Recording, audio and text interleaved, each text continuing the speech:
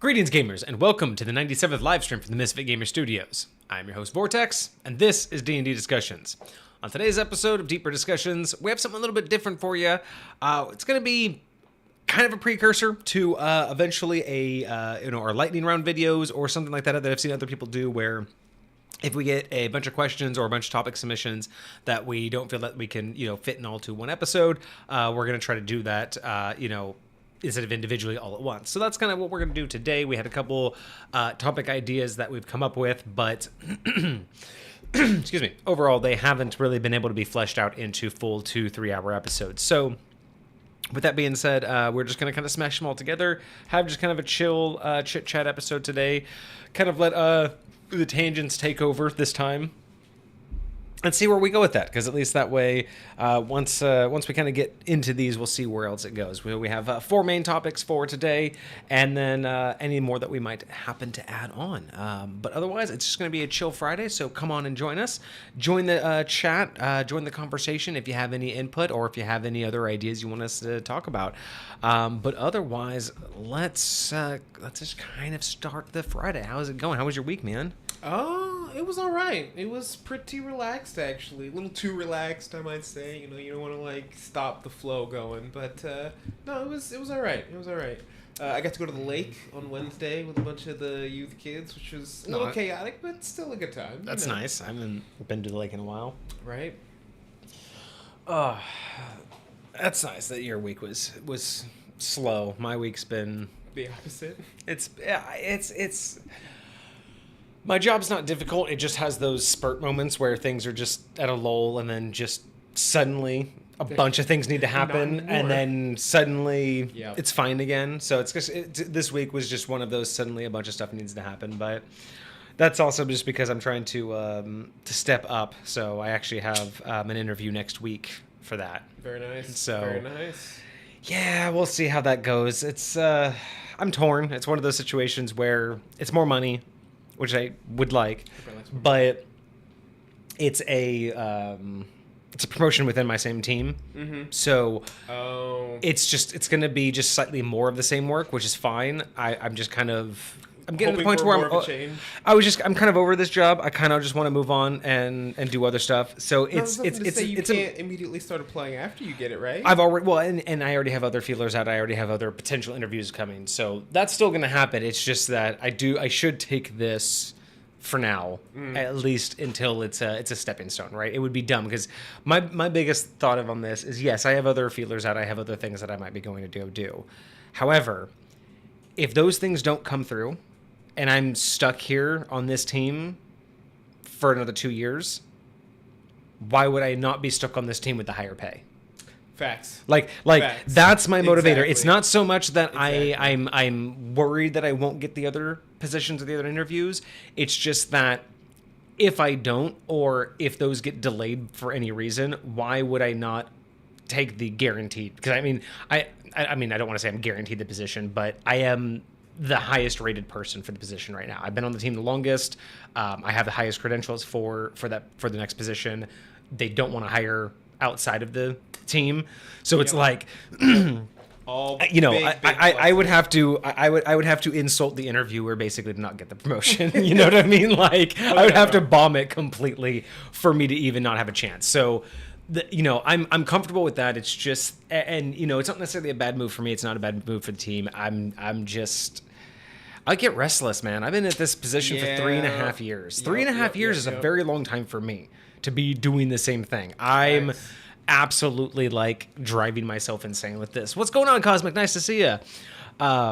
So I'm excited for the interview because obviously the extra money will be nice. It's not nearly as much as the position I'm taking warrants in terms of it should be higher, but I totally understand. It is just the state of which my company is in and the rate at which we do things. There are just some hard stops, legal issues and whatnot. Facts. we for where I work, we have some of the the strictest laws that we have to follow. So things happen, but regardless of that, it will be nice because the hope is that I will be able to drop some of the more boring standard day-to-day work that I have that I don't mind, but I really just could do without.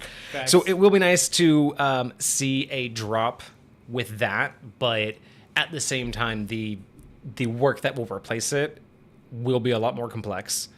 Won't be nearly as cookie cutter and easy, which is what you want, right? 3.5 years. I am bored. I am absolutely bored with my job after 3.5 years, and you want to be there, right? You want to get to that point to where you're ready for the next step, and I definitely am. But at the same time, I'm also lazy, and I just don't. I'm comfortable, and I have a very good flow with my work, and that just means disruption, and I don't like disruption. And I have a pattern, and I don't want to say like a full on routine, but I have a system that I do with work, and I have like my days already figured out. I know like how things are going to go, and this is going to like disrupt all of that, and it's going to be chaotic. And I'm just trying to tell myself, look at the paycheck, even though the paycheck is fine. Like the paycheck is going to be nice. The position that I officially want after this, ironically, starts I think like $100 less. Like starts like technically less starting out than this position I'm taking. Interesting. But the growth factor is so much bigger. So like the position that I'm going to technically starts off at the base salary is like $100 a month less. Mm-hmm. So it's negligible. But it is kind of funny that the job I want technically is lower, but the job I'm interviewing for next week, it only has a single stage, what we call like a range. So you get into it, and that's it. It has a salary cap. So after a couple of years, I can't keep getting like merit increases. Yeah. But it has a range and it has a cap. The other position that I want has a 3-stage cap. So you're in a position for so long. Once that caps out, you move on. Or if you stay in that position, it has its own cap out range after several years. But if within that same time frame, you're eligible for another promotion, which goes up to the next salary cap, which is a different range. So that has 3 different ranges. So in general, the longer I stay in that position, guaranteed the more money I can and will make. Far beyond what I'm getting. So even though it starts off smaller, it just has a much bigger potential for growth. And that's really what I want, right? It's not so much that I dislike the job I'm at. I'm just bored with it. Right. I want something new, and I want growth. I don't want to, if I'm here for another 3 years, I'll max out, and that's it. I'm done. I just stay at a paycheck, and I will never get more money. You know what I mean? Mm-hmm. Unless the company decides there's a fundamentally different salary change. But if I take the other job, it's more like I'll be safe for like 5 years or 6 years until I cap out. Mm-hmm. And that's the big thing for me. Do you feel like the capping out is motivation for people to not stay in their same position? It's regulated. Oh, well, right. It's just a regulation thing. It's to keep everything standardized. So again, just based off the position that you hold, your duties and my duties may be the same, but if we hold the same title, it's regulated. Your cap out is going to be the same as my cap out. Interesting. So okay, and that's why that's why they do that. But that's the difference of I'm more considered like a frontline worker right now in terms of like I have administrative duties, but I'm considered more on like the customer service ish side of things. Interesting. Whereas technically I want to be in IT. And the job I do right now as a data analyst is IT, but the sections and areas that I work for, it pushes us more into the classification of the customer service side, which is why we're classified with them. The IT side has the bigger ranges and the longevity, but we're not technically classified that way. So that's what I'm trying to change over. Is the promotion's nice, and it will teach me a lot, but as a data analyst, but at the end of the day, it is just no growth. Like I'm just gonna be chilling, churning the same butter. You know what I mean? and that's the thing. Like there's a saying, whether it's in corporate or depending on what industry you're in, but there is always a saying at some point in someone's career where you have to basically decide whether you want to specialize or supervise. Yep. And that's kind of where I'm at. And I've seen those that have gone the supervise route. And I'm looking at them, and they've been in, I've been here 3.5. They've been here 13, 14, 15. And I'm just like, nah, I'm going to go over there, and I'm going to keep learning. Yeah. I'm going to just keep going. I'm going to keep learning. I specialize every freaking time. I mean, don't get me wrong. I like supervising. I like being a manager. I like being a leader. I've held the role many times. I'm good at it. but it is not a place for growth, and I want growth. I love leading people. I love teaching people. I love educating. I love working with people and getting them to find their own best route at things. But I do not want to do that longevity and just not have that same growth. I'd much rather continue to learn something new, specialize in that, and then figure out where that can take me, right? Like, I never figured out I'd be a data analyst, but facts. Random little skill sets that I've had led me here, and now I'm trying to take this. Yep, exactly. And I started, in IT in telecommunications when I was in the military. I'm all the way now here as a data analyst, and now I'm trying to get back into IT, not necessarily with telecommunications, but as either an analyst or an investigator. So it's like it is a weird cycle of things. I watched a video not too long ago because they were talking about how back in the day, like 50, 60 plus years ago, like job titles used to be very direct. A big deal. Like, you knew exactly what your job was. There wasn't like a million different versions of the same freaking thing. It was standardization. If you were a VP, like, the thing is everyone understood what a VP was, but that was back when there was, less, like, the pool was less crowded. So it was easier to regulate, because if you were going to go from one job to the next, or if you were going to, if you were one company trying to show off to another company, right? And you wanted to put your best and brightest forward, you needed that company to recognize them, right? It's like, you're the owner. So you name yourself owner/CEO/president, right? That instills a sense of understanding. I am the last person you need to speak to. I have that title, one of those three titles. I'm the last person you speak to. I'm the owner. I'm the president. I'm the CEO. I'm the boss. So giving someone VP title is to tell another company, I sent you my VP. I sent you literally the only other person other than me you should be, you know what I mean?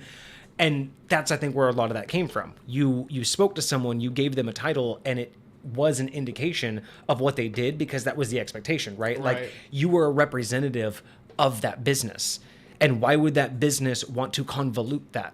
If you were an IT business and you sent a technician to a job site, do you want to call them a technician, or do you want to call them like the administrative, OS, expert on call? Way cooler than it is. Yeah. Why are you trying to give that, all of that, when it's like, it's like, no, I am the technician. Like, I am the lead technician. Like, lead technician gives me an idea. Technician gives me an idea of what your skill sets are, and lead tells me your hierarchy, your authority of it, right? Mm-hmm. Those are the reasons where I believe those were the most important. But as social media and online presence became a thing, it became less about transparency and more about looks, right? Because it started with the idea of representation, right? I'm going to send you someone. I need them to be able to represent me, my company, and you need to be able to trust who they are. That's where it started. So if I sent you a VP, you knew exactly the type of person you were speaking to. But that shifted into hey, guess what? We're all busy playing golf. Hey, you are now a VP. Go talk to this guy. Because we need to show off. I need to make you think you're important enough to speak to a VP. So I give you the VP of customer affairs. What does that mean? He's literally our customer service phone guy, but he's good with people. So he's the VP. So you can now talk to a VP. Now, don't you feel special? Now let me, the CEO and the real VP, go play golf. It became less of a, I need you to trust this person, and more of a, hey, just trust me, bro. You know what I mean? Like, why you have those marketing companies that call you, and you'll find like, or not marketing companies, but like a lot of companies, what they'll do is they'll have like their telemarketing side, like the people on the phone calls. Right. They'll give them all a title of manager, not like an official like administrative role, but they'll literally have it in their script of, oh, I'm the manager of blah blah blah. So then when someone says, "Can I speak to your manager?" you go, "Here they are." Or if you're making an outbound call and you say, "Hey, I'm the manager over here," it's already established authority, right? You already know you're not talking to a peasant, and it's a lie. They're nobody. They are just any other phone jockey that you would normally call, but they're encouraged to use those titles, right? I mean, salesmen have done this for a long time to get sales. It's one of those things where it is funny that it's all for the same purpose, right? It's all to convince the other business or the target to trust that person. But originally it was, I need you to trust this person, so I'm going to send my best. I'm going to make sure you know it's my best by the title I've given him. And now it's more of a, I need you to think you're important, so get distracted by the fancy title. And I'm just going to send you anybody I need, right? Interesting. So same purpose. At the end of the goal, it's to get you comfortable, but it's for the completely wrong reason now. Right. Interesting. Okay. But No, that's where when people stopped caring about standards, right? I mean, when every company can have executives, have 90,000 executives, it's like, well, then who cares who the VP is, right? When you can have a VP of marketing, a VP of finance, a VP of ecological understanding, a VP of employee retention, a VP, like at this point, who am I even talking to? What does VP even mean? Because then at that point, it means that you have all those presidents. So at what point, how many presidents can you have, right? Like... Right. Like it gets so ridiculous. And then you know, like you have a big different shift, right? Like then you started having like directors, right? Like then you get in other, you know, industries where it's like a director replaced you know, the executive branch. So you didn't have VPs, you had directors of departments, which were basically like internal CEOs. You know what I mean? Like the company started treating every department like its own, you know, yeah, it's just hierarchy upon hierarchy. It does work. Like it does make sense when you want different pillars of your business to function differently, right? But it can get out of hand. And that's where you get those like crazy naming schemes and everything. Big Dungeon, what is up? How you doing? It's nice to see everybody today. We are chilling. We are just chilling, having some chit-chatting going on. Just some weekly updates, just, you know, talking about random stuff in life. And then we'll get into our myriad of topics. We have quite a few. We have 4 topics today that we'll start with. Hey, girl. But yeah, that's interesting little, like, you know, insights to the random stuff that I've picked up along the way of just working in different industries. Facts. Well. I hope everybody out there is doing fantastic. How are y'all? I hope you guys have had a great week. I hope you all have good weekends coming up. I have a 3-day weekend coming up. I'm happy about that. Do you? Yeah. Jelly. Yeah. Jelly. 3-day weekend coming up. Listening, working on finalizing the combat flow for tomorrow. Oh, I am super hopeful for that going through. I don't know if you saw Big Dungeon's post in Discord. Oh, I have not got to read through that yet. Oh, yeah. I was hoping that you would. So she's running a... you said it was Big Dungeon. You said it was like a higher level combat. It was like, I don't think you said it was your first, but you said you haven't run very many higher level combats, and I can't remember if you mentioned what level they were at, but I'm assuming at least, I'm thinking like level 14, I want to say, like just, you know, higher level. Black Dragon, never run a dragon. Ooh. Oh, so snap. dragons are so much fun. Now, what age is this dragon? Because that plays a huge role. Like, the older they are. Well, it's like the age of the dragon. This is one of those things where it's like the age of the dragon can play into it. Your own personal lore of dragons can play into it. And you know, you also have to really be mindful of expectations.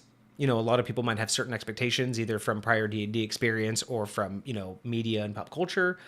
Running dragons can be a lot of fun, but it's one of those battles that I feel is difficult to run pure mechanically.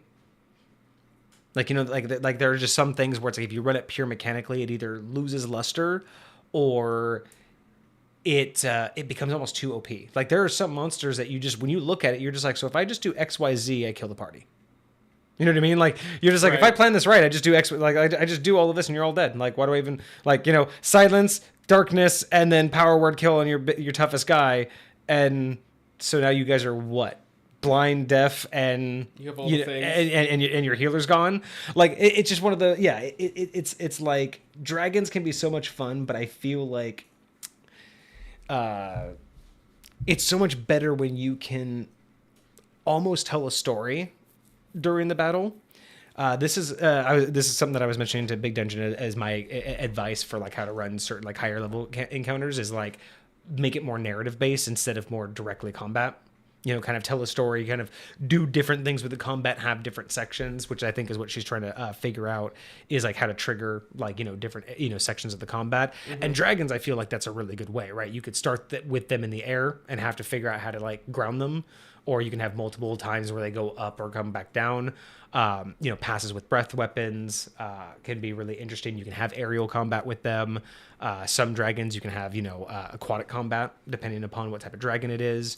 And once they're on the ground, I will say this, with dragon combat, I feel like a lot of people run into, or at least a lot of DMs I've seen run into the same trope with dragon fights that we see like in movies where it or in video games where it kind of like lands right in front of the party and like just sits there and fights them from and begins to fight like I understand that it has claws and it has a bite, but it's also a dragon. It's also extremely smart. It has wings and it has a tail. And that can be an aggressively dynamic combat if the dragon is always on the move. If it's, depending on, again, this is where I say depending on your lore. If dragons can only launch and fly, that makes different sections of the combat be aerial. That's where if you have dragons, like Earthbound can come in very, very handy. Exactly. But if you have a lore of dragons that they are more mystical, imagine a dragon who will fly away and come down but never technically touch the ground. Just the one that can hover and float, right? I mean, imagine if you had lore like that where they could sit there and flap their wings and float like just above the ground, so you can still hit them and everything, but they're just technically like above the ground. Flying, yeah. I mean, you could have a lot of, you could have more dynamic combat with more crazy movement because they're, basically, not hindered. But you can also have a really unique thing where if it's their wings actually doing that, anywhere within a 30-foot radius of that dragon is difficult terrain because of the wind gusts. Kind of like a helicopter, right? So those are other things, right? That's another underutilized things for dragons. When they're landing, that landing can basically be, when they come down and they have to, flap their wings to, push against it or push against the air so they can land softer. That can be an attack. That can be a pushback. And I never see, I've seen DMs use the smash, like they land down, but I've never seen DMs use the gust of of just like a gust of wind. Imagine, especially because as you're talking, like if they are just sitting there hovering, like their arms are going to be in a fairly predictable pattern, and right? predictable, and so if you want to be able to aim for that, I feel like that's the moment you want to do doing it. Stuff like that, you could even give their wings their own AC, like if you want to hit center mass and just see what you hit, go for it. But if you want to try and disable one of those wings, hit them on an outstrike, like maybe it'll be a little more difficult, but I could totally see that being very, very cool, very interesting way to play that. There's other things too, like, I mean, I don't usually like to do this, but taking some inspiration from video games, right? Like, imagine at the beginning of battle, because adding like, some unique mechanics, right? So imagine at the beginning of battle for the dragon, you give every player like 5 reaction points, right? And throughout the battle, you could basically say there may be moments where you may be able to take the opportunity to react to a vulnerability, right? Oh, and this would be similar to a video game where like the dragon's going to come down and do its breath weapon, so it has that little charge up moment, and that's your moment in game to like spam the attack button or shoot like the opening of their mouth. This is that moment where you sprinkle these around, so everyone has an opportunity to take a reaction. So it's not everybody gets to take a reaction all at the same time because then you only have 5 moments. But if it's a thing where it's like, hey, you guys are noticing when it does its, like the first time it does its breath weapon, you could say, hey, you guys notice it's vulnerable when it does its breath weapon. Hey, you guys notice when it lands, it's vulnerable as soon as it lands. So you start to make these triggers throughout the battle. You give them these reaction points and say, hey, throughout the battle, that you're going to find vulnerabilities. You can use reactions, these reaction points in order to attack those vulnerabilities. And so as the battle begins, you start to point them out. Hey, the breath weapon, first time it's used, boom, that's a vulnerability. First time it lands, that's a vulnerability. And so then you can basically make this combat to where every time you say, hey, it does this, they're like, oh, am I within range? I'm using my reaction, right? And not everyone's going to be within range, which means you have this entire battle, everybody reacting to different vulnerabilities, in the way that they, they can, right? People maybe can ask for vulnerabilities, so that would be one way that I would try to run something like that is adding, not necessarily adding a whole new mechanic, but adding a combat mechanic, an encounter mechanic that's just for that particular situation, where you're just making the characters think, or the players think a little bit further than just what can I attack it with. Right. You're timing it, right? You're like, oh, I can use this reaction on top of like, and then you could be like, hey, if you're a DM who has the optional rule that you can hold your action and say, hey, I'm going to hold it for this trigger. What if you're in a position where I can't attack it now? So I'm like, hey, I'm going to hold my attack. and my trigger is going to be if I get a reaction. And then that could be literally a double attack. So when they becomes vulnerable, you could be like, well, I use my reaction and my held action triggers, and you get 2 attacks on it, right? There could be so many unique ways to use something like that in order to make the combat feel not just mechanically like a slog. Right. But I have been not paying attention to chat. So they are level 5, so this is not a high level campaign. So this is a very low level campaign. No, level 5. They are idiots that walked into the lair. Okay, hey, you know what? I love the fact that you didn't steamroll them or force them away from it. Like, that's the kind of DM I am. My world's open. If you straight up walk into it and I give you all the warnings, or none if there are none, and you figured and you got yourself into it, sometimes you that's figure stuff out the hard way. So I love that you did that. It's going to be traumatizing. It's going to traumatize them regardless of how I run it. That's good. I want it. It should be traumatizing. One of my other favorite options too for like dragon fights, especially this low level, is you have the combat and you have everything ready. But if you really aren't sure how well that's going to play out, another option is to have a mindfuck campaign, where basically you have the campaign, the combat and the counter ready, but then you spend some time really like diving into the mindset of this dragon. And so maybe you give them like this opportunity to have a dialogue with the dragon that's just like a complete mindfuck the whole time. They never know like if the dragon's nice or mean. They never know if the dragon's intending to eat them. You know, they always like say like innuendos that imply that they're going to eat them or something like that. Right. But you basically just have this entire situation. You just have them roll randomly, sometimes on purpose, sometimes randomly for different stat checks. You're just having them panic there the whole time on what's going to happen. And then at the end, you can even give them an option of like, once you've made them panic and just like basically think that they're like either going to completely die or something really bad's going to happen, you give them the opportunity to leave, but each one has to, let's say, give you something personal. And it can't just be like, oh, here's my sword. Like, it would have to be like, no, each one of you has to leave something for my horde, and it has to be personal. Because level 5, depending on how rich these backstories are, can you imagine a cleric having to give up their holy symbol? A paladin having to give up the shield of their oath? Right. Like a rogue having to give up their parents' dagger or something? Just something narratively speaking that would just really be like, it's either that or fight me, right? It's either that or limb. And then you can basically also have the option to trigger. So I also like doing that. I feel like there would be certain situations where I'd give up a limb and be like, listen, I don't have anything physical that I'm willing to part with, but if you really want, you can have my hand. You know what I mean? That would I would let that roll. Literally, I would let that go if the player is totally fine forever having their character like changed like that. That would be awesome. Interesting. So, Dungeon says, luckily I'm able to work it into the lore, so it result in a near TPK. That's nice. I like that, with a dragon leaving only one alive, who is a dragonborn that is their heir to one of the lord dragons. Okay. So tying it into the whole, like, I can't necessarily kill you, but I will punish you for stepping over the line. Just know it could have been you. Okay. So I was able to turn it around without TPKing them totally. He's going to let one left alive carrying the rest out one by one.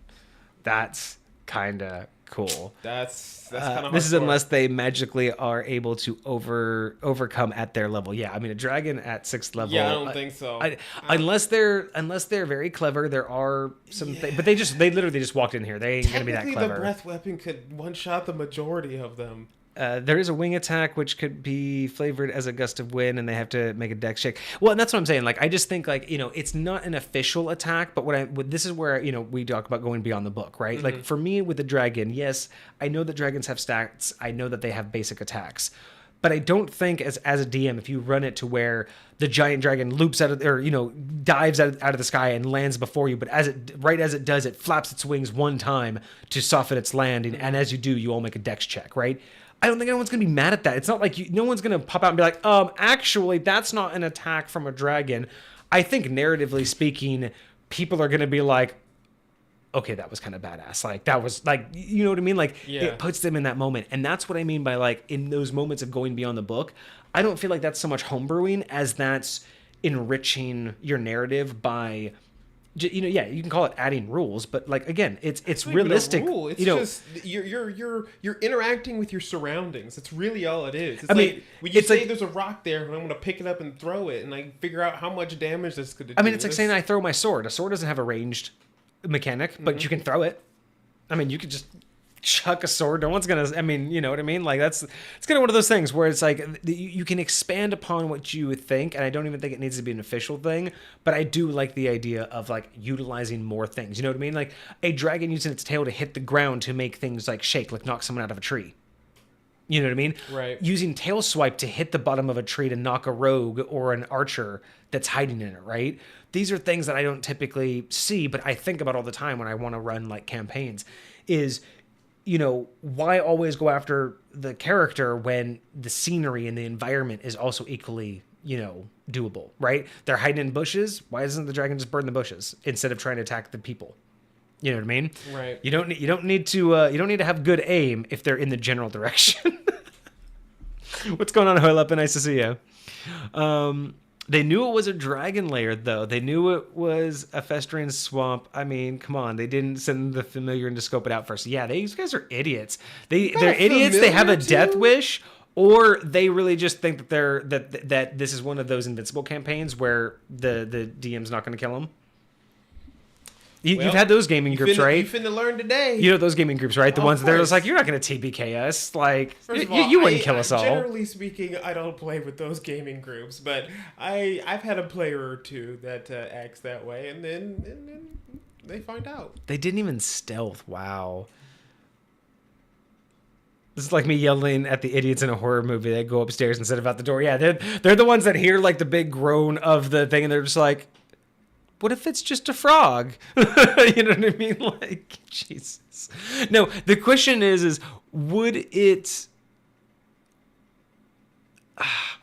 like, I'm just trying to think of, are they... Okay, is this a situation where they're playing their characters? Or are both Doubtful. player and characters just that oblivious? You know what I mean? Like, is this one of those moments where the players are know better and the characters I don't? feel like this is just the vibe I'm getting from the way that Big Dungeon is explaining this, but it really feels like these Take players, it easy, Hoylapa. These players are just... It's the player, not the character. The character would be looking up at the player being like, what the heck? Did you not see? We're in the... No, I don't want to... And then they go in there anyway. Like, that's kind of how I feel like it's what's happening, but... This is definitely gonna be a learning experience. I'm gonna fully traumatize them. Hey. I like it. I'm curious. Let us know either in community chat or the campaign chat. Let us know how it goes, because that's kind of what the campaign chat was originally designed for. Is whether you're building a campaign or you just ran one and you want to get people's feedback on it. You know, from DM or player point of view. That's kind of why I created that channel. I really want to know what you do. I want to know, how traumatizing is it? What directions you went. It's going to be... all right, by the way, I think they... Oh, yeah, they think they have plot armor. That's the thing. Those kind of people. Are you streaming that by chance? You said tomorrow. I'm busy tomorrow, but I'm curious if I can have that on the background while I'm working around the house. That'd be kind of cool. Because I want to see this. Like, I want to see what you end up doing in terms of, like, how you end up running it. I'm really fascinated to know what kind of options you have. It's tomorrow night stream? Good. Awesome. 8 p.m. Eastern. Okay, I might be done with my stuff. If anything, I'll at least try to pop you on in the background. All right. Not too bad. So, I'm going to pop out real quick, and then we can... Get started? Yeah, get started. Okay. All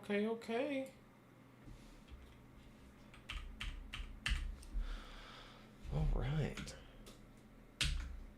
We're gonna try this.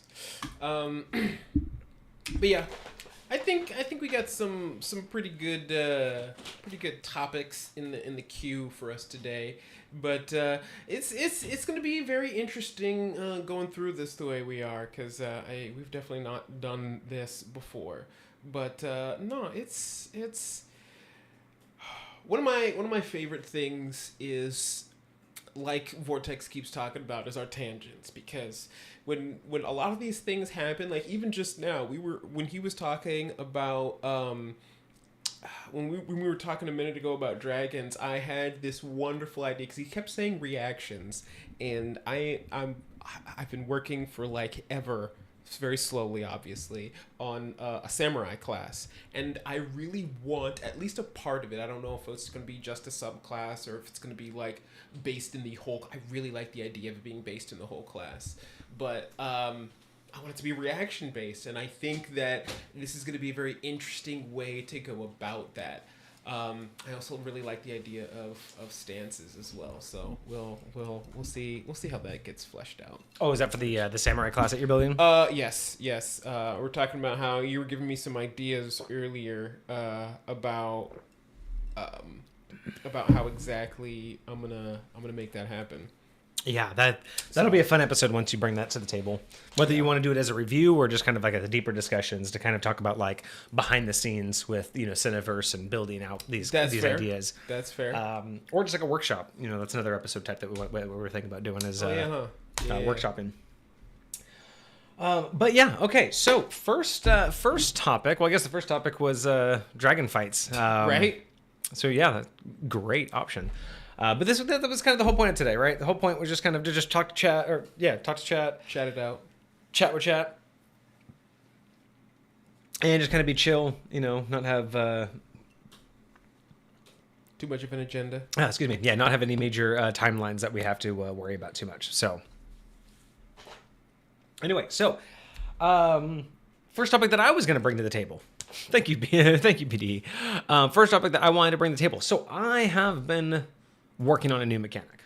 So we have talked a lot on this stream about, not this stream, but in total, we've talked a lot about how bad HP really is, right? Like HP doesn't really represent what's going on, right? Because the official ideology, the official by the book ideology is that it represents someone in mortal conflict, like ready to fight to the death, which is why even though minions and commoners typically have 1 HP, that's why they don't die when you punch them. Mm-hmm. Even though you can punch for 1d4 or 1d4 -1 or whatever, like you can punch for damage, but you can't punch an NPC and they just poof, they're dead. You can't singularly punch them to death. Yeah, it doesn't make any sense. Maybe a barbarian could. Perhaps, like if they were really trying to, but right, but yes, but the intent is, narratively speaking, if you're in a bar fight and a bar fight starts and you're just like, I punch the nearest random guy, it's not like you're just gonna punch him and he just flops over dead. Like it just doesn't make any sense that narratively speaking is happening, right? The 1 HP is meant to indicate that with all of their muster against someone who is trained to kill and trained to survive, they just don't have enough to survive. The moment they take any real mortal damage, they don't have the ability, right? I mean, there are people who have survived, stabbings that other people have died from lesser, right? It's that idea of it's not just physical damage, but it's like, will to live, ability to overcome it. It's like there's so much more involved in HP than just straight physical damage, right? Which is, another complicated thing that we've talked about in terms of like representing combat, right? Because if you really think about how HP works, if it's not in the game, right, it's just this concept of straight damage. How much damage can you take?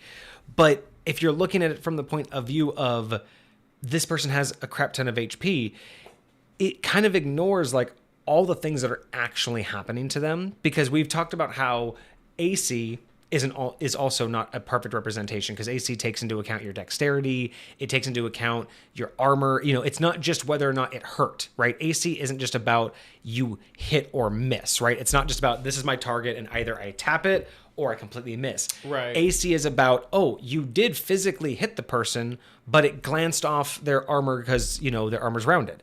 Or you just hit a very robust part of their armor and it didn't do any damage. Or they parried you. Or they used their shield. Exactly. Like missing an AC, this is like one of my problems that I think us DMs typically have, is we don't embellish enough during combat and actually what's represented.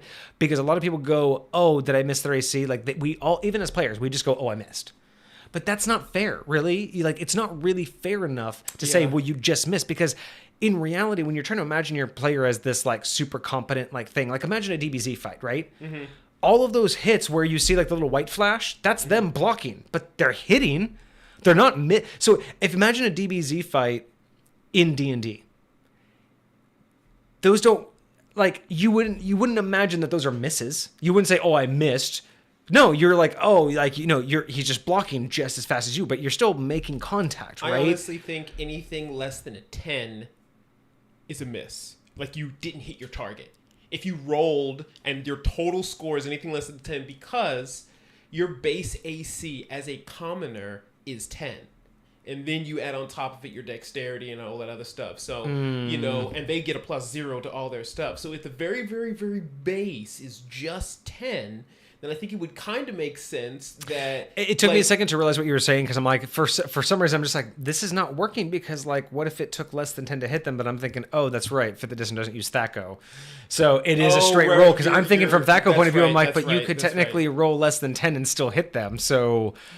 How is that working? But no, I see what you're saying. Is like, yeah, I just think like, and I like for me, but for me, it's why I like doing my rolls as close to without going over, because it's that I can then judge what type of issue it was, right? So if you rolled a 2, I'm more likely to say you missed him, versus if you rolled a 10 and missed, I'm more likely to say he parried or it glanced off his armor. If you rolled a 16 and missed, because their AC is a 17. I'm going to say more like, oh, as it came in clashing down at the last second, he was able to get his sword in between, so it sparks off his armor, but not getting through. Like, I need to make my own, like, effort that the closer you get to hitting them, the closer it is to hitting their AC, the more dramatic the miss is. And I don't mean dramatic as in the greater you miss, but like, very right. like you need to instill them, like, you almost got them. You are hitting them. You are damaging their armor, right? You imagine you're fighting like a big bad guy, and for whatever reason they got a crazy high AC. The difference between like, okay, does this number hit? No. Does this number hit? No. Does this number hit? No. Versus, you throw something at him, he just barely tinks his head, and you just like whizzes by his head, and he's just like. Versus you throw something at him, and he goes and he moves his lapel, and it's cut. Like, you didn't hit him, but his shirt's cut, right? Or like that takes 5 steps back and has to, like, go like this and deflect it to the ceiling, right? Yes. Like, that mentality, just that... If DMs could do that, like, right? If we could start to instill these differences in what those AC misses are, I think it would just... Because, again, it's not going to... I mean, it's still a hit or miss, right? Like, mechanically speaking. Sure. But it would instill a better sense of narrative, and I think the players would feel less... Like, I love it when players when they have that so close moment, not the okay I missed. But even imagine the bad guy reacting differently to you, dependent. Like, okay, yeah, you missed, but he's not going to be as aggressive because you were way closer to hitting him than he would have liked. Well, and in the high point, because I like to make my encounters very narrative driven, like you said, if you were very close and you missed, but you made him do this to swing, if another character said, while he's doing that, can I use that to off-balance him, right? Like you said, he did this, and it's my turn next. Since we're all in the same 6 seconds, can I have an advantage on pushing him over, right? Like, those moments are the moments of narrative where it's like, I want to... Again, we all think about the whole, like, well, you can shove him, and you can roll for it, but I'm like, if someone said, hey, if he's doing that, he's off balance, can I use this as an advantage? But like, hell yeah, you get advantage. Not on hitting him, but for shoving him, because, yeah, like, those are things that I like to do, and these are the things where it's like, if we were more, as DMs, if we were just a little bit more expressive in those moments and not just you missed, move on. We don't have to make it, we don't have to make one each like a monologue, right? Not each moment has to be a cutscene, but just giving, like what you were saying, just those little things of just like, he's just dodging you. He's not doing anything. And then one person gets like almost, and he's like, you see him go ghostly white as you just go right past his face, and you realize he's like, oh my God, like you got, like, that would be a better, I think a better result. Here's the deal. This could be bad, but imagine, like, you needed, like, a piece of his DNA for a spell or something like that, and you throw something, and you narratively say, bro, you brushed by and a piece like of his hair. A piece of his hair falls off, and then you're like, oh, I'm getting that piece of hair. And you can, and I would like, totally allow, because like again, just like we've mentioned before with like Dov Staft or with other characters who have said things, I will take what you say, and you guys are allowed to take what I say because every detail matters, and that's perfect, right? AC doesn't properly represent what AC actually is. HP doesn't properly represent your hit points, right? Because narratively speaking, right, if someone has ridiculous AC, no matter what you're throwing at them, you're telling me that, again, if we try to apply all of this, that even if I'm doing damage to them, they're also narrowly escaping fatal damage every time. We've literally been in this combat for how many turns, however long. The idea is like, after a long combat, you're thinking about like, how many near fatal misses can you really take in combat, right?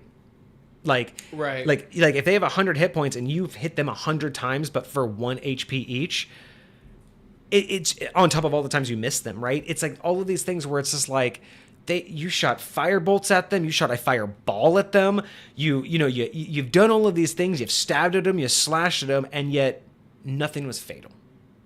Like, you've done different damage amounts, but at no point do you ever feel like it really takes the point of like being in the battle and doing either stupid amounts of damage, or it just takes a long time before you can start to feel like the tides have turned, right? Right. And that's not bad. There's a narrative to that, right? There's an adventure story to that. Sure. But I've come up with a new mechanic that once I'm done I'll implement in High Point, that I believe will help bridge that gap with HP a little bit, because we've talked about this before, where I'm working on a fatigue, like not necessarily because there's the exhaustion system, but I'm working on a fatigue system that I think better represents HP in terms of what it means to you, right? Right. Because I really like the idea of a fatigue system where as you go down in hit points, you don't just get closer to death, but it gets harder to do things. So I'm looking at more of at certain percentages, things like you move slower. So it's like the closer you get to death, the less movement you have. Okay. Having, certain saving throws affected, certain attacks possibly affected. The idea is that the closer you get to death, the lower HP you have, again, it's not the closer you are to death, the closer you are to just not being able to fight. It could be unconsciousness. It could be, whatever. And this also kind of sucks because we all want to be that hero that's standing at 1 HP, right? You all want to be that anime hero that's sitting there, one arm's just dead. You're bleeding from the face and you're like, nah. I still got this. Let's say holding up a dagger and you're like, I can still fight. Mm-hmm. And again, we've talked about this before, where at 1 HP, people act like it's still beginning of the battle. Like they're still doing 100% of their movements, 100% of everything they can. And I get, it's adrenaline, all that stuff, right? You're pushing yourself. And I don't mind the idea of the adrenaline, but it's, again, being at 1 HP is not really well represented if you have 100% of your faculties. You know what I mean? Like if you're bleeding out, battered, bruised, to where the next actual damage will literally knock you unconscious or kill you, but you're telling me you're still running around, dashing, doing all of your attack, like something's not matching up here, that you are at full capacity, literally about to die. I don't. Right. Now, granted, I'm not saying that you can't say that, well, what about adrenaline? It's like, yeah, but you're telling me every combat you've done that? Because tell me you haven't had a character that you've played who almost at the end of every combat is at 1 HP. Just because that gaming session is like that, right? Sometimes it's like that. You can't tell me that that character is adrenaline rushing through all of that every single time, right? There's no degradation there.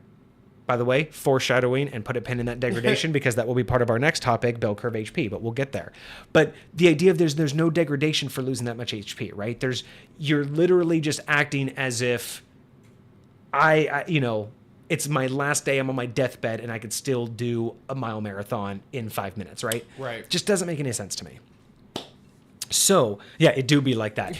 And again, players don't represent that, right? Players tend to not care about, they care, HP is a resource, but they treat it just like any resource. It's expendable. Whereas if we made it less expendable, because the only real issue with HP is you die. You know what I mean? Like it's the only resource where it only has one outcome. There's very few subclasses or any other thing that actually monetizes HP. HP has one benefit and one downside. And they're the same side of the, they're different sides of the same coin.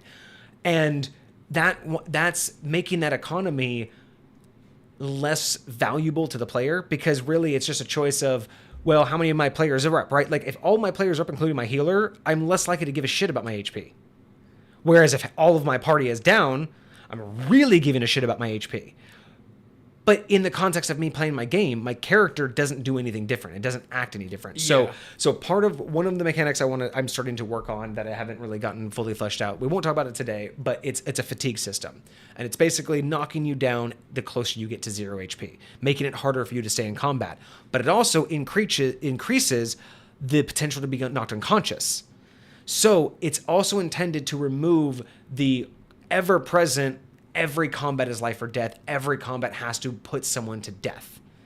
I want to make this mechanic because this mechanic, if used as an alternative, would also put more fights ending with people just giving up, being knocked out, or just being purely incapacitated. Like, think about movies, right? Where they're all in a brawl fight and they do the last punch to the last guy and he's down there. He's squirming. He's like, He's not dead. He's not unconscious. There are so many, but especially the, martial but arts the bad movies. guys where he's just like, the good guys like, just stay down. I'm going to go do X, Y, Z. What was it? There's this one movie where Jet Li walks into this area and there's a bunch of like training, like martial arts I remember it, yeah. And he just I remember like the scene wrecks all of them and they're all like reeling on the ground. But they're not dead and they're not unconscious.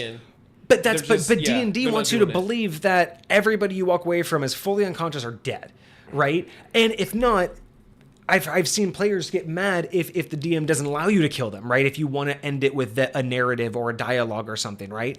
So adding in this fatigue system would basically make killing someone much, much more intentful.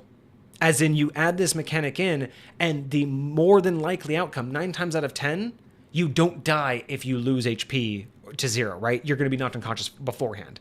That's the intent for it. So that way, the idea of killing someone, you either have to they have to be at like 10 HP and you get them fireballed. Right. Or you have to go out of your way to be like, okay, we're killing him. Like, no. It wasn't just I just did too, like, no, he's knocked out, I'm killing him. And it just makes this whole new dynamic of the murder hobo, where it's like, then you can actually add in more. If you add this mechanic, I kind of like the idea of just saying I want to intentionally kill this person instead of it just being dead at the end of combat. The excessive damage is just like you're automatically dead. It's almost like basically saying that all attacks are assumed non-lethal. Like, it's basically turning the alternative or the reverse of non-lethal, because non-lethal is an alternative form, but you have to announce that. I'm trying to make a mechanic that almost makes it the other way, where non-lethal is intended, because that's how combat works. You're more likely to pass out from blood loss before you die from blood loss, right? Which is what mechanic is also meant to be done, is because it also includes like wounds.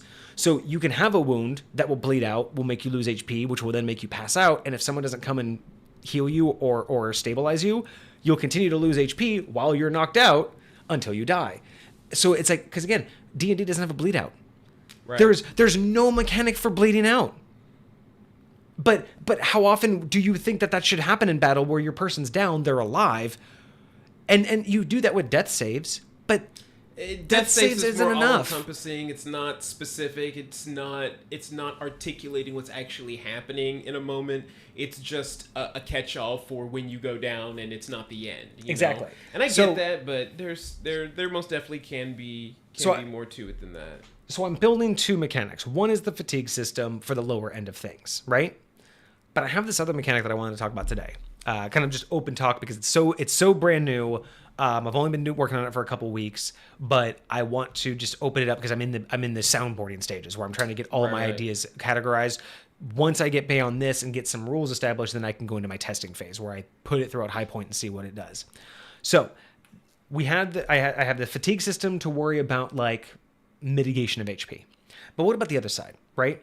The other side that I was talking about, where you're telling me that no matter what I throw at this person, they're always narrowly escaping fatal blows, which just, strategic statistically speaking, that's very weird. Like, you have, warriors who have been in many battles and who have survived, right? Like, we have real life examples of people who've been in hundreds of battles and survived. Sure. That's not, I don't want to call it uncommon, but it's not rare to have a warrior or have someone who has been through many combats and survived near blows, but never quite mortal wounds. But aren't those usually like the ones that stand out, like the ones that didn't get good. like again, plenty come back disabled, plenty don't come back, plenty come back without having seen the action. But how many have not only seen the action, but repetitively have and come back fully okay? How I feel like a lot of that can be explained by the uniqueness and the skill set of being a PC in the first place. Well, no.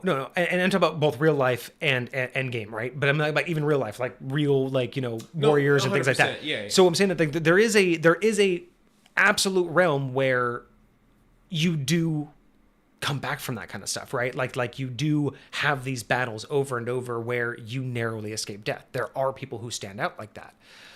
But the game doesn't really have any, like, other than just fighting someone who's stronger than you and it takes a long time, but eventually they whittle down your health. There really isn't a representation of all of those times you missed that. Like again, AC, HP don't really represent the times you narrowly missed. Like the blade came for your throat, but you ducked your chin and the helm of your helmet, like the face mask of your helmet blocked it. Like moments like that are never really narrated. So what I wanted to come up with is a way to overcome this idea that HP is a wall, is a mountain to overcome, and is more, I want to bring it more tangible, right? Outside of the fatigue system, also the AC system, I want to bring it into a realm of what does HP mean, right? It's the ability, it's physical damage, it's all of these things. Okay. But there are the times where we want more. Like there are mechanics where it's like, hey, if you do more than 50% or more than X pieces of damage, there are some alternative rules that give you like bonuses, right? Like if you can do like half damage or whatever, automatically like some extra bonuses happen. Okay. But what we don't have, and what I feel like is really missing, is a mechanic for an all-out, anybody can try it, but situationally appropriate all-out kill shot. As in, this thing has 1,000 HP. If I cannot do 1,000 points of damage, that thing cannot die. Mm-hmm. No matter what, I could narratively stab it in the eyeball. And if it has more HP than I can do damage, it will not die. Yeah. Even on a crit, by technicality, by rules as written, a crit may not even kill something. And this has kind of been a problem for me, right? Because just like I was talking about with the fatigue system, the AC system, how HP works, HP is a wall to be overcome. It's a wall to be whittled down, right? It's a barrier. Right. It's a shield. There is nothing I can do to outsmart this person if they have enough HP. You know what I mean? Like, no matter how smart I am, right, if you have enough HP, you can just literally outlive anything I can do. So I thought, well, how do we solve this, right? There's the fatigue system that changes the course of battle, but I wanted to work on a balanced way to make a killing blow. Kill shot, a killing blow, whatever you want to call it. Okay. Because I know a lot of DMs out there love the idea where when someone gets a crit and or the last shot, they'll like let the person narrate it. They're like, hey, yeah, like how do you kill? And I love that, right? But it only ever gets to happen at the end of fucking combat. And of course, that's like saying, it's always in the last place you look. Of course it's in the last place you look. It's right. Why would you keep looking? Of course at the end of combat, you killed them. It's but I mean that as in, it's literally always like at the end, you've done all the whittling of everything. Yeah. It's always the last thing you do, of course, because you don't keep fighting. But I mean, it's like literally always at the end. And I'm not saying that you want people to have a very easy way out. But narratively speaking, there are moments that you just want it, right? That you just straight out are like, why has no one ever just killed him at dinner? You know what I mean? Like there he is, the BBG, he's doing his little monologue, you're all at the dinner table before the fight, whatever. Like, why isn't anyone just fucking throwing a goddamn dagger at his face right now? Like, there's moments where it's like, even in combat, there's moments where it's like, why can't I just do something cool and kill him? Like, why do I have to wait till his HP's gone? Why? What? In real life, is there anything stopping you from dying if someone, I don't know, wants to like actually kill you? Like, is there any magical thing that you could just be like, oh, you have a grenade? I could probably be fine. Like, no human being's gonna look at that and go, I'll be fine. Like, it's not like you can go to the gym and work on taking a grenade. It's not like you could wear stuff, but unless you're Batman and always prepared. or if you have a suit. But I'm just saying, like, the average person, no matter what you do, you can't just like tank anything, right? It's beyond skill. So I just thought it would be really nice to be able to once in a while break that barrier, break that wall, or give an opportunity to basically just be the ultimate badass and take control of a situation, right? So I wanted to figure out, because this can be done on anything, right? It's going to have to be able to be done anywhere, by anyone, player, NPC, minion to BBEG. Mm-hmm. And that's where the hard balancing comes in. Because how do you make it worth it? Because we all know it's worth it, right? The incentive, the selling point is it doesn't matter who you're fighting. They're going to be dead. It is a kill blow. I don't care about their HP. This is the power word kill of the moves, right? So obviously there would be a couple caveats, right? It can only be like a ranged or melee weapon. Like, it has to be a physical attack, right? Spells wouldn't be able to be triggered as a killing blow. Wouldn't make much sense. Like, maybe you could make an argument for something like Magic Missile and say, I want all headshots. But I don't feel like it's necessary. So here's the way I'm going to go about this. I want this to be it has to be a physical thing, right? Can't be aided by anything. It has to be a ranged weapon, thrown, or missile, or a melee weapon, or physically by your hands. You have to be the one to do this, right? But I've broken it down because I wanted to balance this between anyone can do it. You can do it to anyone, but there needs to be the incentive, the reason why you would want to do it. But there also needs to be a counter reason of why you won't just spam it, right? Like, there needs to be a reason why if you attempt this, it may not work out. So, and that's really hard, right? Because obviously, just killing the BBEG, because obviously, let's face it, that's where everyone's going to take this, right? Let's just look at the worst fight you could possibly imagine, because you wouldn't use it on a minion, because they're just 1 HP, right? But you'd use it on a boss level fight, some sort of big fight. And so that's where I'm trying to think about balancing. And I've thought of 2 different ways to categorize this, right? One way is a called kill. Basically, it is before anything happens, you're going, I intend to do a killing blow with this next shot. The other category is an offered, which is essentially, it's an offered or a triggered opportunity by the DM or by the rule sets, like by a trigger. So basically, one can be called, and then the other one is just triggered. So we'll get into both of those here in a second, or we'll split those up. But the idea is for the called one, right? So this is basically at any point you can decide, this is it. I'm going to do a kill shot. The idea, the incentive being that it could be narratively great. It could be that your character's going to die anyway, and you're like, you know what? I'm not going to do enough damage. Like, I'm going to do 1d6 damage at best, and I'm going to die on the next time he hits me. Fuck it. Why didn't I go for a kill shot, right? Mm-hmm. That could be a moment. That could be a perfect moment. It's like, you're not going to be useful at all. You're a wizard without spells, and the BBEG is face to face with you. You know what I mean? Moments like that where you're just like, you know what? I'm going to go for it. Kind of last ditch effort. It also could just be a badass moment. It could be a moment that you're not really worried about the negatives. Like, I do have a couple, of like the things, but maybe it's one of those moments where you're like, you know what? It would be cool, but it wouldn't be detrimental if it doesn't work. So those are some of the reasons why you might want to do it. Mm-hmm. And then, of course, we all know the whole purpose of it. So here's how I have my very initial way of doing the called, like how I feel like it should be balanced. So first thing is, if you want to do a called shot, or if you want to do a called killing blow, first thing you're going to need is two criticals. Now, I was originally going to have this as just 2 nat 20s, but I specifically want to change the verbiage to criticals, because there are things in my realm and in D&D that can let you crit on something less than a 20. So if your character has, like, I have several things where, if you can crit, like fighters, if you are a fighter solo class in high point, I let you crit on 18.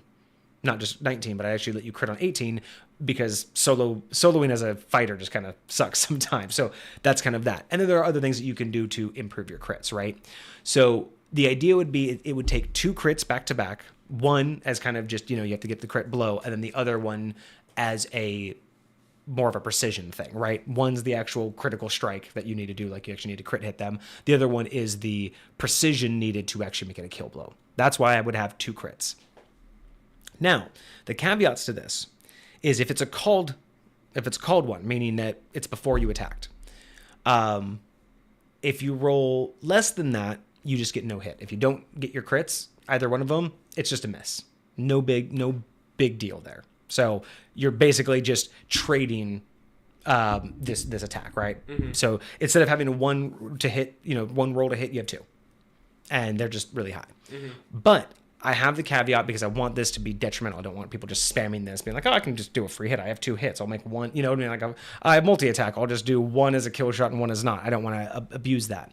So I have made it to where a 5 or less is considered a crit failure. Okay. So slightly harsher, but nothing out of the outrageous. And a crit failure, what that means is if you crit fail, obviously if you crit fail the first one, you just fail outright. But if you crit fail either of the rolls, 2 things happen. The person you were attacking, if they are within range, they get an opportunity attack on you, and you miss your next turn. That one, still workshopping. Interesting. I just don't feel like the opportunity attack is enough, but it might be. And this is where I'm workshopping it. But the idea is if you crit fail, it's like you basically gave up position. So you went for a really close attack and you gave yourself out of position. So it's like you lose a turn because you're basically getting back into like whatever fighting position. So the idea is, again, you went for it, you missed, but if you crit fail, not only do they get to basically like attack you back because you had to do something. And that, again, it only makes sense. Like if you try to shoot them with a bow, they can't, opportunity attack you unless they have like a ranged weapon. But if it makes sense, they get an opportunity of attack on you and you have to just forego your next turn, your next round. Mm-hmm. I didn't think that was too bad of a detriment, but at least it makes it to where if you miss, you just don't want to spam that. You just really don't want to be losing a turn every time you try. Yeah. So that's the called version of the kill shot. Very first rough draft. This is the first time I've gotten all of the rules that I like for a called version. For my initial instinct, I feel like I want to add, at the very least, the player describe how it's a kill shot. What I mean by that is like it has to make sense. There is something that's completely armored, and I just want to like chuck my dagger up, and I want to be like, I hope it's a kill shot. I don't want it to just be able to be anything. I 100% agree with you. This is where I think I mentioned before. It has to be just a justifiable, right? Like the moment has to be. You can't just say you're going to do it. It has to be like you have the opportunity. Right. And like you're specifically taking advantage of a moment. And I think that in and of itself will significantly increase the rarity of this even being something that people aren't it's not meant to be it's not meant to be a combat mechanic that you are always aware of and want to use. It's meant to be a situational of like, this is a moment I should be able to just end this. You mentioned earlier we're trying to avoid people spamming this, just being like every single. It's because it's not realistically available. You always have a kill shot. Yeah, you can, every time you're in combat, you always can't immediately kill someone. Like is the barrier for a lot of people to do that. Yeah. And that's where DMs, you just have to decide whether or not, because again, if it's like, hey, I'm in a sword fight with somebody, I can just decapitate them. It's like, they're on their guard, dude. If someone goes prone, if someone goes prone and you're like, bro, they're prone, fuck the rules, I want to do a kill shot. Okay, do your 2 crits, because even at prone, they're still going to be able to wriggle around. But for sure. If they're prone, I'm way more likely to let you try a kill shot than if they're on their guard facing you with a sword and shield, right? It's those situations of, it's not just going to be a thing you can do.